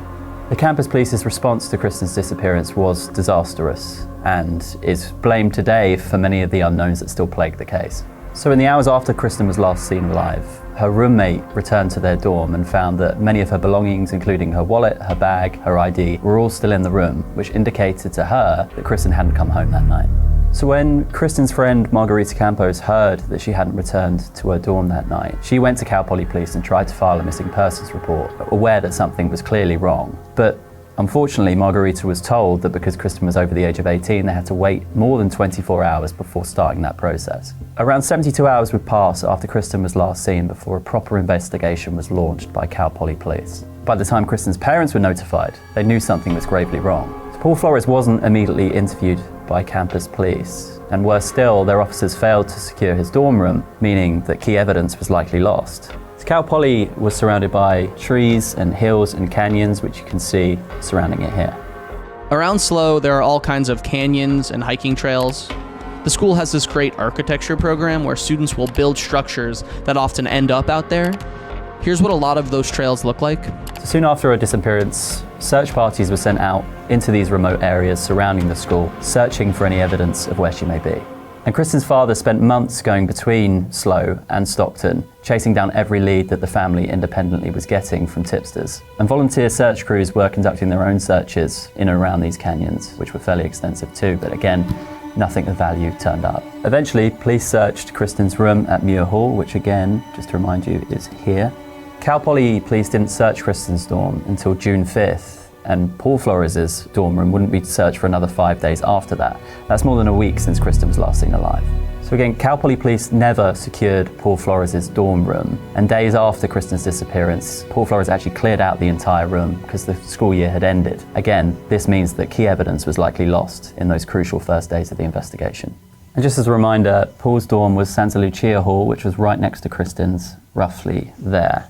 So here in Paul Flores' dorm room after he moved out, police eventually came in with cadaver dogs on 3 separate occasions. And on those occasions, the dog alerted each time to a corner of the room where Paul Flores' mattress had once been, signalling the scent of death. Adding insult to injury, investigators during the early stages of the investigation appeared to focus on Kristin's character and, in the language used in police reports, appeared to almost blame her for putting herself in a dangerous situation. So the seeming victim blaming, combined with a lack of urgency from police, fueled public outcry and also infuriated Kristin's parents. And Kristin's parents said they had to push relentlessly for her case to be taken seriously. They paid for billboards, they hired a private investigator, and these are all efforts that they believe would have been completely unnecessary had police taken this case seriously from the start. So 4 months after Kristin's disappearance and after weeks and weeks of futilely searching for her body, Paul Flores was brought before a grand jury. Now those proceedings are confidential, but no charges were filed. After that, Kristin's family contacted their own attorney who agreed to take on the case pro bono. They immediately filed a wrongful death lawsuit against Flores. 6 months later, Paul Flores was deposed by the Smart family lawyer, but he kept quiet. Would you state your full name for the record, please? Paul Ruben Flores. During the deposition, he spoke to only confirm his name and then invoked the Fifth Amendment 27 times, refusing to answer any of the questions. What is your present residence address? On the advice of my attorney, I refuse to answer that question based on the Fifth Amendment of the United States Constitution. Eventually, the investigation led police to Rio Grande, where Paul Flores' parents both lived, but separately. So here is where Paul's mum, Suzanne Flores, lived in Rio Grande. An earring was found on the driveway of Suzanne Flores' home. The earring appeared to have dried blood on it, and the person that found it believed that it matched a necklace that Kristin was seen wearing in missing persons posters that were posted around the area at that time. Now, the Smart family were only made aware of the discovery of the earring in 1997. When they went to Rio Grande police to ask to examine it and identify it as potentially being one of Kristin's, they were told that it had been lost by an investigator and they didn't know where it was. That earring could have been the smoking gun that would have helped Kristin's family solve this case, which is again another example of how police errors bungled the early stages of the investigation. After Kristin's disappearance, Paul was living here with his dad, Ruben Flores. The two homes are separated by about 1.1 miles, which is roughly a 3-minute drive. Now, police didn't search Ruben Flores' home for up to 2 months after Kristin's disappearance, and when they did finally arrive, they didn't bring a forensic team and they didn't bring any cadaver dogs with them. They also searched his mother's home with ground-penetrating radar. They detected a disturbance in the soil, but they deemed that it wasn't worthy of further investigation, so opted not to excavate. Now, the same person that found the earring at Susan Flores' home also shared a potentially vital anecdote that each night at around 4:20 a.m., she was awoken to the sound of a beeping emanating from the garden, which sounded like a digital watch alarm. Kristin's parents would later say that at the time of her disappearance, she was working as a lifeguard at the university's rec center, and every morning her watch alarm would go off to ensure that she was at the pool for 5 a.m. Paul Flores' parents have continually denied any involvement in Kristin Smart's disappearance, but for several years they refused to comply with the police investigation and stonewalled them at every turn.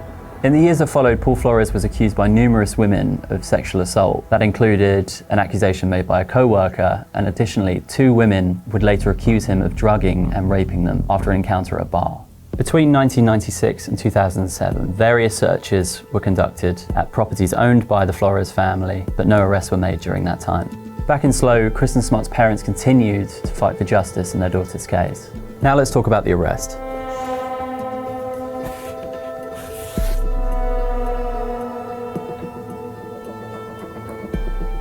In 2011, a new sheriff was hired, Ian Parkinson, and he promised to bring a resolution to Kristin's case. And Parkinson was true to his word. In the years that followed his appointment, he actioned more than 20 search warrants, conducted nearly 100 interviews, and gathered nearly 300 pieces of evidence. A local independent journalist, Chris Lambert, released a multi-episode series podcast called Your Own Backyard, which was based on Kristin's case. The podcast was immensely popular, and it helped to strike up a renewed public interest in the case. During the course of his investigation, Chris Lambert was able to uncover witnesses that had never previously spoken to police before. And Chris Lambert would later be credited by Sheriff Ian Parkinson for his work, saying that without Chris Lambert's investigation, then perhaps the arrest that came maybe wouldn't have been made.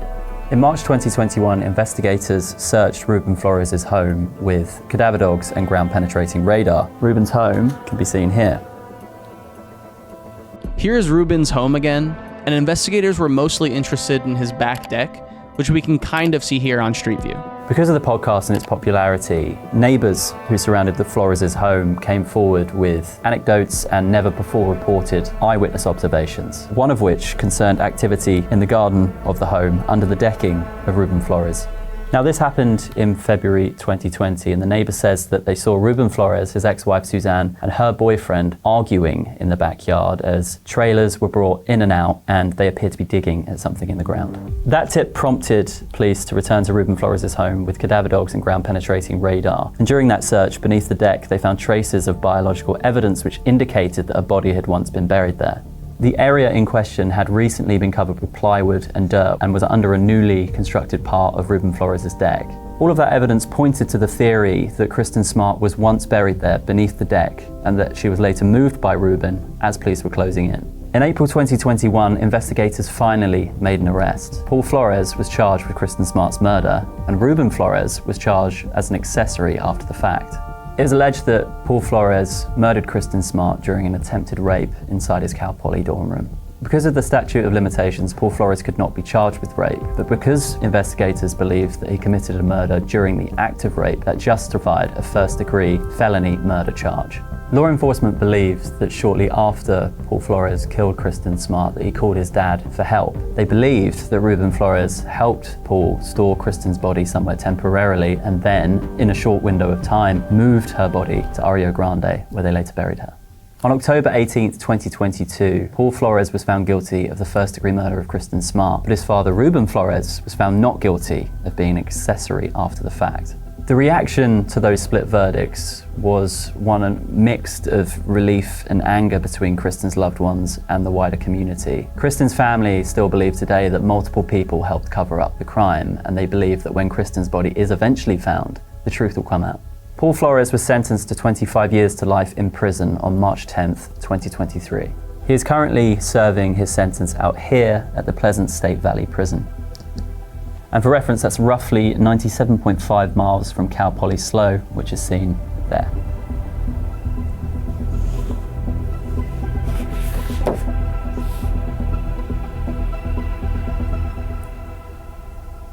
Kristin Smart's disappearance and the slow response by campus police led to the Kristin Smart Campus Security Act being passed in 1998. The law came into effect in January 1999, and it requires campus police to open up lines of communication with other better resourced police stations in the local area when disappearances and acts of violence are recorded on campus. Kristin's name is now associated with positive change, which would help to save other lives and help solve other cases more quickly. For Kristin's family, it was important to channel their grief into positive change to ensure that no other family has to endure the same roadblocks and delays that plagued their daughter's case, which in Kristin's case delayed justice for a quarter of a century. You can visit and honour Kristin at Kristin's Point of Hope at Pismo Beach here, which is roughly a 10-minute drive from Cal Poly. So this is Pismo Beach. It's pretty close to Cal Poly, and this is the Kristin Point of Hope, which is a beautiful viewpoint and memorial site for Kristin. The search for Kristin's body remains ongoing. Friends and family of the missing student have urged Paul Flores to confess to where Kristin is, but so far, the convicted killer has kept his silence. Despite Paul Flores being behind bars, 3 decades later, justice has only been half served because Kristin is still missing, and her family are desperate to lay her to rest.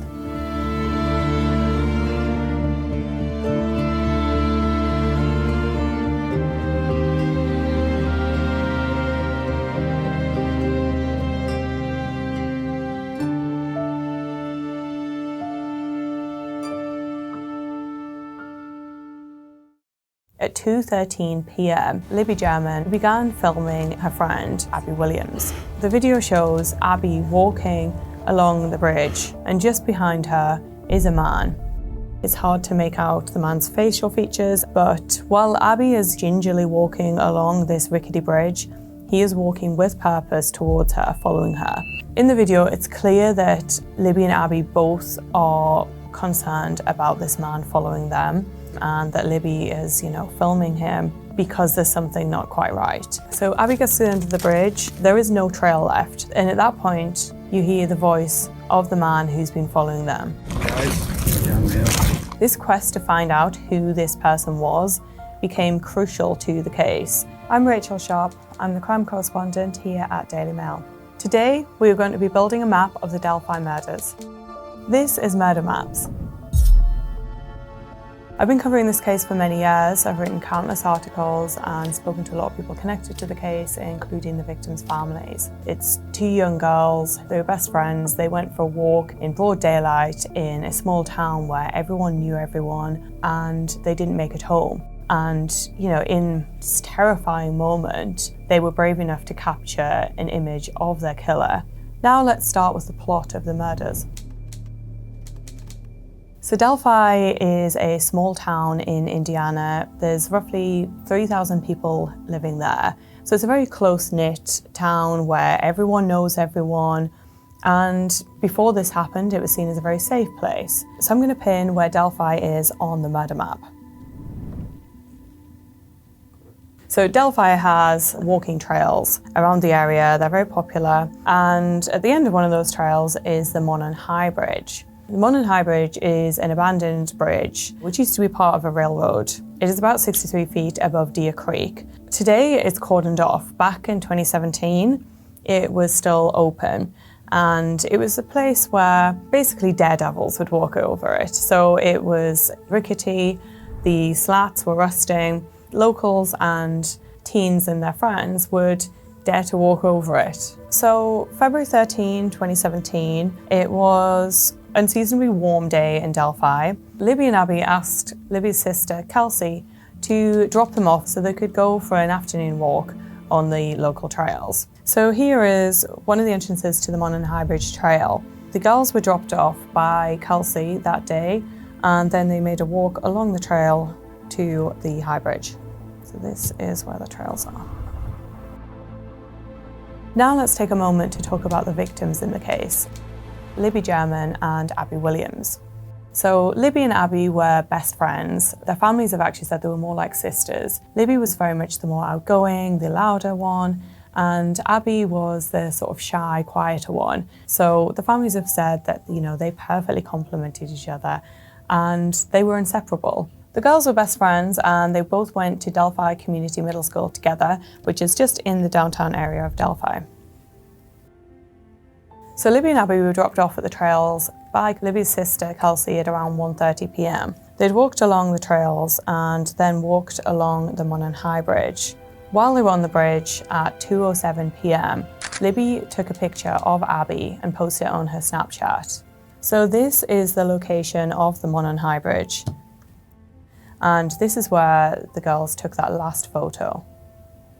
They were never heard from again. Just minutes later, Libby then filmed the man who became known as Bridge Guy following them. So the last photo of the girls on the bridge and then the video that Libby captured of the man following them became crucial to establishing the timeline of when the girls were killed. So Libby had already arranged a lift for her dad to pick her up from the trails. It was around 3-ish when her dad was calling her. There was no answer on her phone. It was very out of character for the girls not to meet them when they were supposed to meet them. So they knew something wasn't quite right, but they didn't anticipate that something awful had happened. They reported them missing at around 5:30 p.m. to the local police.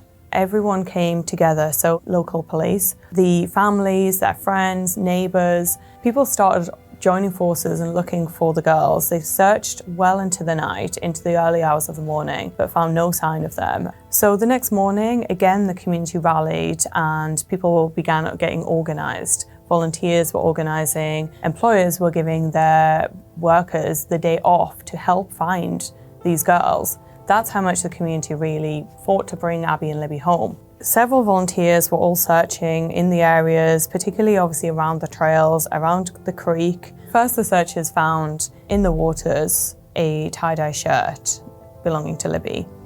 So it was just after midday on February 14th, 2017, when the girls' bodies were then found. One of the local volunteers, he was searching near Deer Creek when he noticed something in the woods. He later said at the trial that he initially thought he'd come across 2 mannequins. It then took a moment to realize that he'd actually found the girls' bodies. So it was around here, close to Deer Creek, that the bodies were found. So now it's time to discuss the investigation. So the murders of Libby and Abby totally shocked the community. This was a small, safe town. And initially, very little information was shared with the public about what had happened. In fact, it was several years before the causes of death were actually revealed. So very early into the investigation, a key piece of evidence was released to the public, and that was a still image of a man who later became known as Bridge Guy.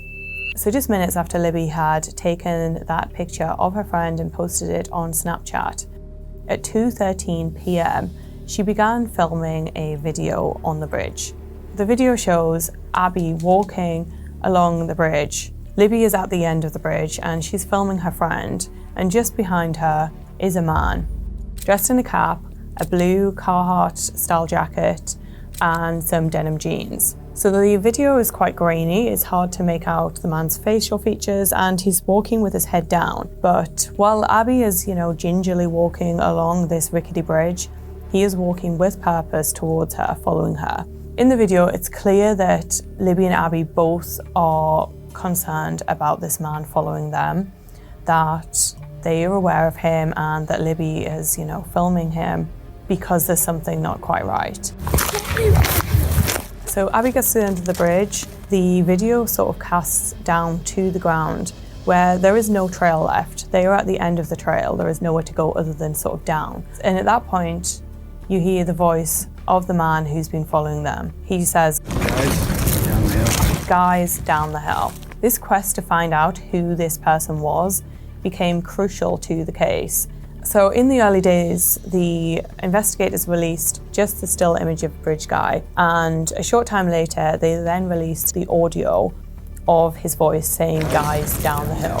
The video was found on the cell phone that was found under Abby's body. So the video was seen in full for the first time by the public at the trial. That was when the prosecutors and the investigators pointed to a certain noise, what sounds like a gun clicking, and one of the girls mentioned the word gun.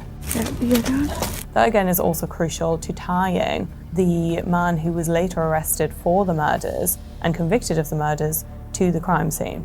So this video was essential to solving the case.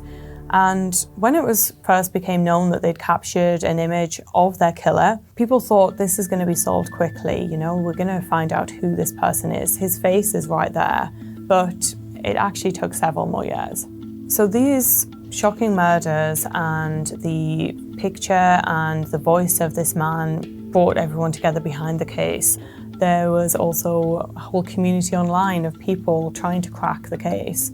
So investigators from the get-go said they had reason to believe that the killer was hiding in plain sight. For one, the Delphi trails, and in particular the one on High Bridge, isn't really something that people outside of the community would know about, would be going to, would be on. So investigators said this must be someone fairly local. In fact, in one of the very early press conferences, one of the investigators, Doug Carter, who works for the Indiana State Police, he actually addressed the killer directly. He said, "If you're watching, we'll find you." So a couple of local residents were also out on the trails around the time of the murders. Some of them reported seeing a man dressed in a similar outfit to the man captured on camera by the girls. One of those witnesses also said they saw a man who appeared to be covered in blood. So based on the different witnesses who were on the trail, a police sketch was released in 2017. Now that sketch showed an older man in the cap, similar to what Bridge Guy was seen wearing. But then 2 years later, in 2019, a totally different sketch was released depicting a much younger person. So this kind of raised a lot of questions as to, who the identity of this person was. So one lead that investigators followed emerged in December 2021. And that was a social media account called Anthony Shots. This was an account which depicted a young, attractive teen. It turned out that this account had actually been in contact with Libby, including in the hours before her murder. So investigators found out that it was actually a catfish account. The person whose photos were used in it was not connected to the account at all and had no idea that their photos had been taken and were used on it. Instead, the account was actually being ran by a man named Kagan Klein. Now, Kagan Klein was a man who lived in nearby Peru, and he was constantly grooming young girls online, trying to get them to send him sexually explicit pictures. So Kagan Klein was investigated, he was questioned and always denied that he had any involvement in the murders. He was charged with a string of child porn charges and child exploitation charges, and he is now behind bars serving a 40-year sentence for that. Kagan Klein insisted he was not involved in the murders and has never been charged in connection to them. I gave up my DNA, a hair follicle test, I've done everything they wanted me to. More than 5 years after the murders, a big lead emerged.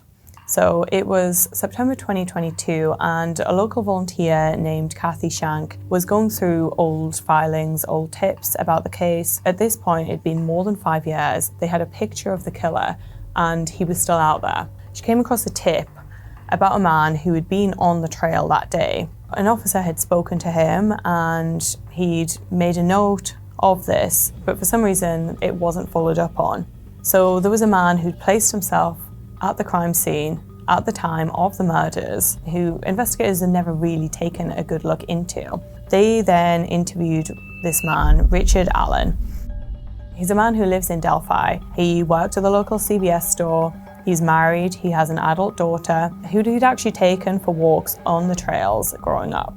So Richard Allen had called in the tip that he was on the trails, but he'd only done so because his wife had urged him to do so. He had told investigators that he was wearing an outfit that very much matched what Bridge Guy was seen wearing in the video, and he placed himself on the trails at the exact time that the girls were there. When officers found that tip, they then interviewed Richard Allen. They then searched his home. They found knives. They also found a gun. And in a secret keepsake box, they found an unspent round.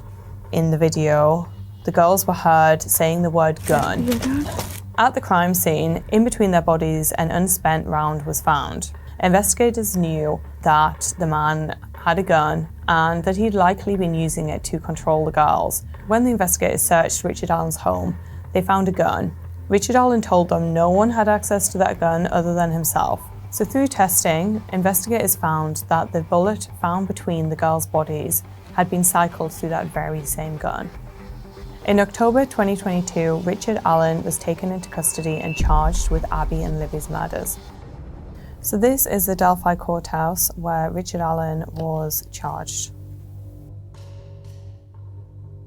So even after Richard Allen's arrest, the process to getting to trial was not smooth. The trial was originally scheduled for March 2023, but it was delayed to give the defense more time. So Richard Allen was assigned two public defenders, Brad Rossi and Andrew Baldwin. So when he was arrested and when he was questioned by police, Richard Allen insisted that he was innocent. He denied having any knowledge or involvement in the murders. It's not me. You're not going to make me believe it's me. You're not going to find anything that ties me to those murders, so I'm not really that concerned. He was moved to the state penitentiary. At some point, his attorneys argued that he was suffering what they claimed was prisoner of war style treatment inside the facility, and this was causing his mental health to suffer. We also learned that during his time in prison, he made a series of confessions. I killed Abby and Libby. No, you didn't. Yes, I did. No, you didn't, Darren. Yes, I did. It's okay, honey, I did it. Stop. I cannot stop. So did Kathy tell you that I did it? We're not going to discuss this, okay? So he made about 60 confessions to murdering Abby and Libby. These confessions were largely made in phone calls to his wife Kathy and his mother Janice. They were also made, however, in conversations with a prison psychologist. And during one of those confessions, he actually revealed some information that investigators said only the killer could have known. He claimed that when he was leading the girls, his plan was to sexually assault them. But as he was leading them to the woods, a white van drove past and he got spooked. That was when he decided he would kill them instead. The white van was not a piece of information that anyone knew about until Richard Allen told a prison psychologist. So with that bit of information, investigators then went back into the files. They found that the white van was actually a local man driving home. He actually confirmed that he drove home near the trail at that very moment. So once again, Richard Allen has placed himself at the crime scene and given evidence and information that only the killer could have known. His defense, however, argued that those were the confessions of a man who was suffering from ill mental health because of the conditions he was suffering in prison. I feel like I've lost my mind. So that wasn't the only controversy leading up to the trial. So in the lead up to the trial, very graphic crime scene photos of the victims were leaked online.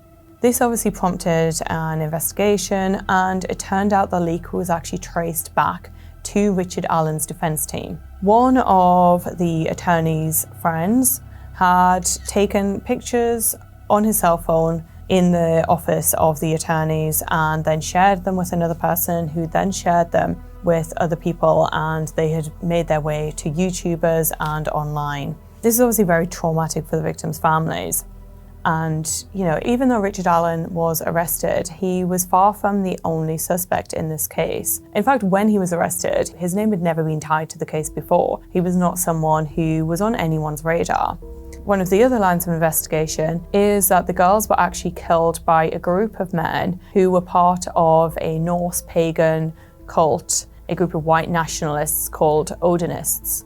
This was a theory that some local investigators did delve into, but again, there wasn't any evidence linking these people to the murders. In the lead up to the trial, Richard Allen's attorneys released a bombshell document where they laid out this theory, naming 4 local men as part of this apparent cult. They claimed that the scene had been staged, that it looked like a ritual based on the way the girls' bodies were positioned, and there were some sticks across their bodies. There was also a mark of blood on the tree, which Richard Allen's defense argued was a pagan symbol. Investigators at the trial instead said that it was actually Libby's handprint, that she actually leant against the tree after Richard Allen had cut her throat to try and steady herself moments before she died. Now we're going to take a closer look at Richard Allen's background. Richard Allen grew up in nearby Mexico, Indiana. So he met and married Kathy Allen just after high school. They had a daughter together, Brittany, who is now an adult. He actually used to take Brittany to the trails. She told the court at his trial that he once took her across the bridge and that she was scared. Richard Allen worked at the local CVS store in the heart of Delphi. Now obviously Delphi is a very small town, everyone knew everyone, so he was a familiar face. One of the disturbing things is that after the murders, Libby's family actually went to the CVS store. They wanted to get some photos developed of Libby and Abby to use at their memorial service. When he was arrested, they remembered the man who had served them. It was Richard Allen. So this is where the CVS store is. That's where Richard Allen worked. As you can see, it's right by the middle school, right by the courthouse, really in the heart of the town. Now let's move on to the trial. The trial began on October 18, 2024 in Delphi. So during the trial, it was revealed that Libby and Abby had both died after suffering cuts to the neck. So the murder weapon is believed to be a box cutter. During one of Richard Allen's confessions, he said that he had taken a box cutter from CVS and that was what he'd used in the murders. So even though Richard Allen had a gun, there was no gunshot wounds. Prosecutors believe that he actually used the gun to get the girls to do what he wanted, to go down the hill to where he eventually killed them. So during the trial, jurors also heard Richard Allen's confessions. He confessed more than 60 times to the murders, and they were played some of these jailhouse calls between Richard Allen and his wife and mom. I killed Abby and Libby. Richard Allen has later walked back those confessions. His defense has claimed that those confessions were false, that they were actually based on his ill mental health at the time. So prosecutors told the jury that Richard Allen is Bridge Guy, that he is the man in that video captured by Libby and Abby moments before they were murdered. The jury was shown a full 43-second video, which was digitally enhanced, showing the man following them over the bridge and ordering them down the hill. Also, a state trooper who had listened to over 700 hours of Richard Allen's phone calls behind bars testified that the voice in that video is the voice of Richard Allen. So the jury, who had been sequestered for the duration of the trial, began deliberating on November 7, 2024. On November 11, Richard Allen was convicted of the murders of Abby Williams and Libby German. So in December 2024, Richard Allen was sentenced to 130 years in prison for the murders. Now let's talk about the aftermath of the case. So in town at the Delphi Community Middle School, where Abby and Libby were both students, the library was renamed in their honor. That's now the Abby and Libby Memorial Library. And up here, to honor the two girls, is the Abby and Libby Memorial Park. Despite confessing behind bars multiple times, Richard Allen is now appealing his conviction. In a recent documentary as well, his wife has also spoken out for the first time. She has also insisted that he is innocent and she is standing by him. Richard Allen's defense is arguing that at the trial, jurors should have been able to hear about alternate suspects, including the Odinists, the likes of Von Logan, the likes of Kagan Klein, and they are appealing, arguing that jurors were not able to hear that because the judge would not allow it.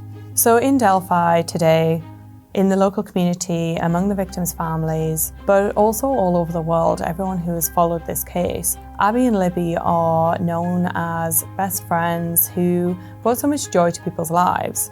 But they're also remembered as heroes who actually solved their own murders. Without that video capturing their killer, following them over the bridge, this case might never have been solved. So this is the murder map of the Delphi murders.